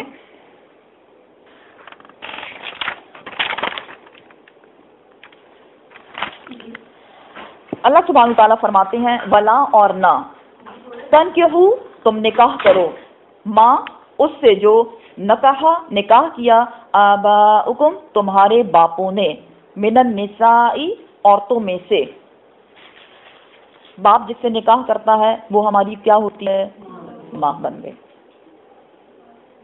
اٹ مینز ماں سے نکاح جائز نہیں، اس لیے اگر آپ نساء کو انڈر لائن کر کے سائڈ پہ ماں لکھ لیں تو آپ کو یاد رہے گا، اگر آپ کو عربی نہیں بھی آئے گی۔ وَلَا تَنْكِحُوا، اور نہ تم نکاح کرو، ماں جو، نکاح کیا، آباؤکم، تمہارے باپوں نے، من النساء، عورتوں میں سے، الا، مگر، ما قد سلف، جو ہو گزرا، وہ تو ہو گیا، دور جاہلیت میں ایسا ہوتا رہا، اس لیے اللہ سبحانہ وتعالیٰ کیا فرماتے ہیں، الا، مگر، ما قد سلف، جو ہو گیا، وہ ہو گیا، وہ گزر گیا. انہو بے شک، ہو سے مراد یہ ماں سے نکاح کرنا، کانا ہے، فاحشتن بے حیائی کا کام، ومقتا اور قابل نفرت، وساء اور بہت ہی برا، سبیلا راستہ. اب کتنی برائیاں بیان کی گئی؟ فاحشہ 1، مقتا 2، ساء سبیلا 3. کہ یہ ماں سے نکاح کرنا، اس میں یہ برائیاں ہیں. بے حیائی کا، سخت بے حیائی کا کام ہے، بلکہ کچھ تفاسیر کے مطابق اس قسم کے لوگوں کو قتل کر دیا جائے، واجب القتل ہیں یہ لوگ، کیونکہ یہ سخت بے حیائی کا کام ہے. ماں چاہے سگی ہے چاہے سگی نہیں ہے، ستیلی ہے، کسی ماں سے بھی، اس میں دادیاں نانیاں سب آتی ہیں، ان سے نکاح جائز نہیں ہے. حرمت علیکم حرام کی گئی تم پر، کون کون؟ امہاتکم تمہاری مائیں، 1 انڈر لائن کرتے جائیں اور ساتھ میں نمبر لگاتے جائیں. امہاتکم تمہاری مائیں، و بناتکم اور تمہاری بیٹیاں، و اخواتکم اور تمہاری بہنیں، و اماتکم اور تمہاری پھپھیاں، و خالاتکم اور تمہاری خالائیں. کتنے ہو گئے؟ جی نمبر لگاتے جائیں. و بنات الاخی اور بھتیجیاں، بیٹیاں بھائی کی بھتیجیاں، و بنات الاختی اور بیٹیاں بہن کی یعنی بھانجیاں، و امہاتکم اور تمہاری مائیں. کون سی مائیں؟ التی وہ مائیں جو ارضعنکم جس نے تم کو دودھ پلایا. کتنے ہو گئے؟ آگے جائیں. وَأَخَوَاتُكُمْ اور حرام کی گئی تمہارے لیے تمہاری بہنیں. کون سی؟ من الرضاع جو تمہاری دودھ شریک تھیں، جس نے تمہارے ساتھ مل کر دودھ پیا. کسی عورت نے کسی بچے کو دودھ پلایا تو ظاہر اس کے لیے اسپیشل دودھ کہاں سے لے کے آئی؟ آلریڈی وہ اپنے بچے کو دودھ پلا رہی تھی، اسی کا دودھ تھا، تو اس کے ساتھ جو دودھ شریک بہنیں ہوں گی، لڑکے کو دودھ پلایا تو وہ ساری لڑکیوں کے ساتھ اس کا نکاح جو ہے وہ اس کی اجازت نہیں ہے، وہ حرام ہو گیا وہ رشتہ ان کے لیے، بالکل ایسا ہی جیسے سگی بہنوں کا ہوتا ہے، اور یہ دودھ شریک بہنیں ہو گئی. وہ امہات اور مائیں نسائکم تمہاری عورتوں کی یعنی ساس. پہلے اپنی ماں کی بات ہو رہی تھی، اب بیوی کی ماں کی بات ہو رہی یعنی ساس. وربائبکم اور بیٹیاں تمہاری، التی وہ جو فی حجورکم تمہاری گودوں میں پلی، من نسائکم تمہاری عورتوں میں سے. وہ عورت جب وہ نکاح کر رہی تھی کسی مرد سے تو وہ اپنے ساتھ گود میں بیبی کو بھی لے کر آئی، بیوہ ہو گئی یا ڈیورس ہو گئی اس کو، وہ اپنے ساتھ بچی کو لے کر آئی، چاہے گود والی تھی یا نہیں، بڑی بھی ہو گئی جو بھی ہے، لیکن اس کے ساتھ بھی نکاح جائز نہیں ہے. التی وہ جو دخل تم جس سے تم نے دخول کیا، بہنہ اس سے، دخول مینز وہ عورت جس سے سیکشول ریلیشن شپ قائم ہو گیا، اس کی بیٹی سے نکاح جائز نہیں ہے. اس کی مثال بالکل ایسی ہے جیسے سگی بیٹی. کون سا نمبر ہو گیا یہ؟ جی 12. فَإِن پھر اگر لم نہیں تکونو ہو دخل تم دخول کیا تم نے بہنہ اس سے، فلا پس نہیں جناح کوئی گناہ علیکم تم پر. اب یہ نیکسٹ نمبر نہیں ہے، ٹھیک ہے، اس کو نمبر نہ لگائیں، یہاں سرکمسٹانسز چینج ہو گئے ہیں. ایک ایسی عورت جس سے نکاح ہو گیا لیکن سیکشول ریلیشن شپ نہیں ہوا، ابھی رخصتی نہیں ہوئی، صرف نکاح ہو گیا ہے، لیکن اس عورت کی ڈیتھ ہو گئی، یا مرد نے کہا نہیں مجھے نہیں چاہیے، رخصتی سے پہلے اس نے طلاق دے دی. سورہ بقرہ میں ہم پڑھ چکے نا کہ رخصتی سے پہلے جب طلاق ہوتی ہے کتنا مہر ملتا ہے؟ کتنا مہر؟ آدھا مہر. تو یہاں کیا بتایا جا رہا ہے کہ وہ عورت جس سے نکاح تو ہوا لیکن اس سے رخصتی نہیں ہوئی، اور وہ یا تو فوت ہو گئی یا اس نے ڈیورس اس کو مل گئی، لیکن اس کی ایک جوان بیٹی ہے، تو وہ مرد اس کی بیٹی سے نکاح کر سکتا ہے، کیونکہ اس سے اس کی بیٹی والا رشتہ قائم نہیں ہوا. رشتہ کب قائم ہوتا ہے؟ جب سیکشول ریلیشن شپ کا رشتہ قائم ہو. تو یہ کیا کہا گیا؟ فَإِلَّمْ پس اگر نہیں ہوا نہ ہو تکونو ہو دخل تم دخول جو تم نے کیا بہنہ اس عورت کے ساتھ اور اس کو چھوڑ دیا گیا، فلا جناح علیکم پھر تم پہ کوئی گناہ نہیں کہ اس کی بیٹی سے نکاح کر لو، وحلائل اور بہو بیٹیاں اور بیویاں، وحلائل ابنائکم اور بیویاں تمہارے بیٹوں کی یعنی بہو ہیں. اب اس کو نمبر لگا دیں. الذین ان لوگوں میں سے جو من ہیں اسلابکم تمہاری صلب سے یعنی تمہارے سگے بیٹوں کی بیویاں. منہ بولے نہیں، سورہ احزاب میں انشاءاللہ ہم پڑھیں گے منہ بولا بیٹا جو ہوتا ہے وہ نہیں ہوتا، وہیں بھی ہماری باتیں ہوتی ہیں، اس سے منع کیا گیا ہے. وہ بھائی بن سکتے ہیں، بیٹے نہیں ہوتے.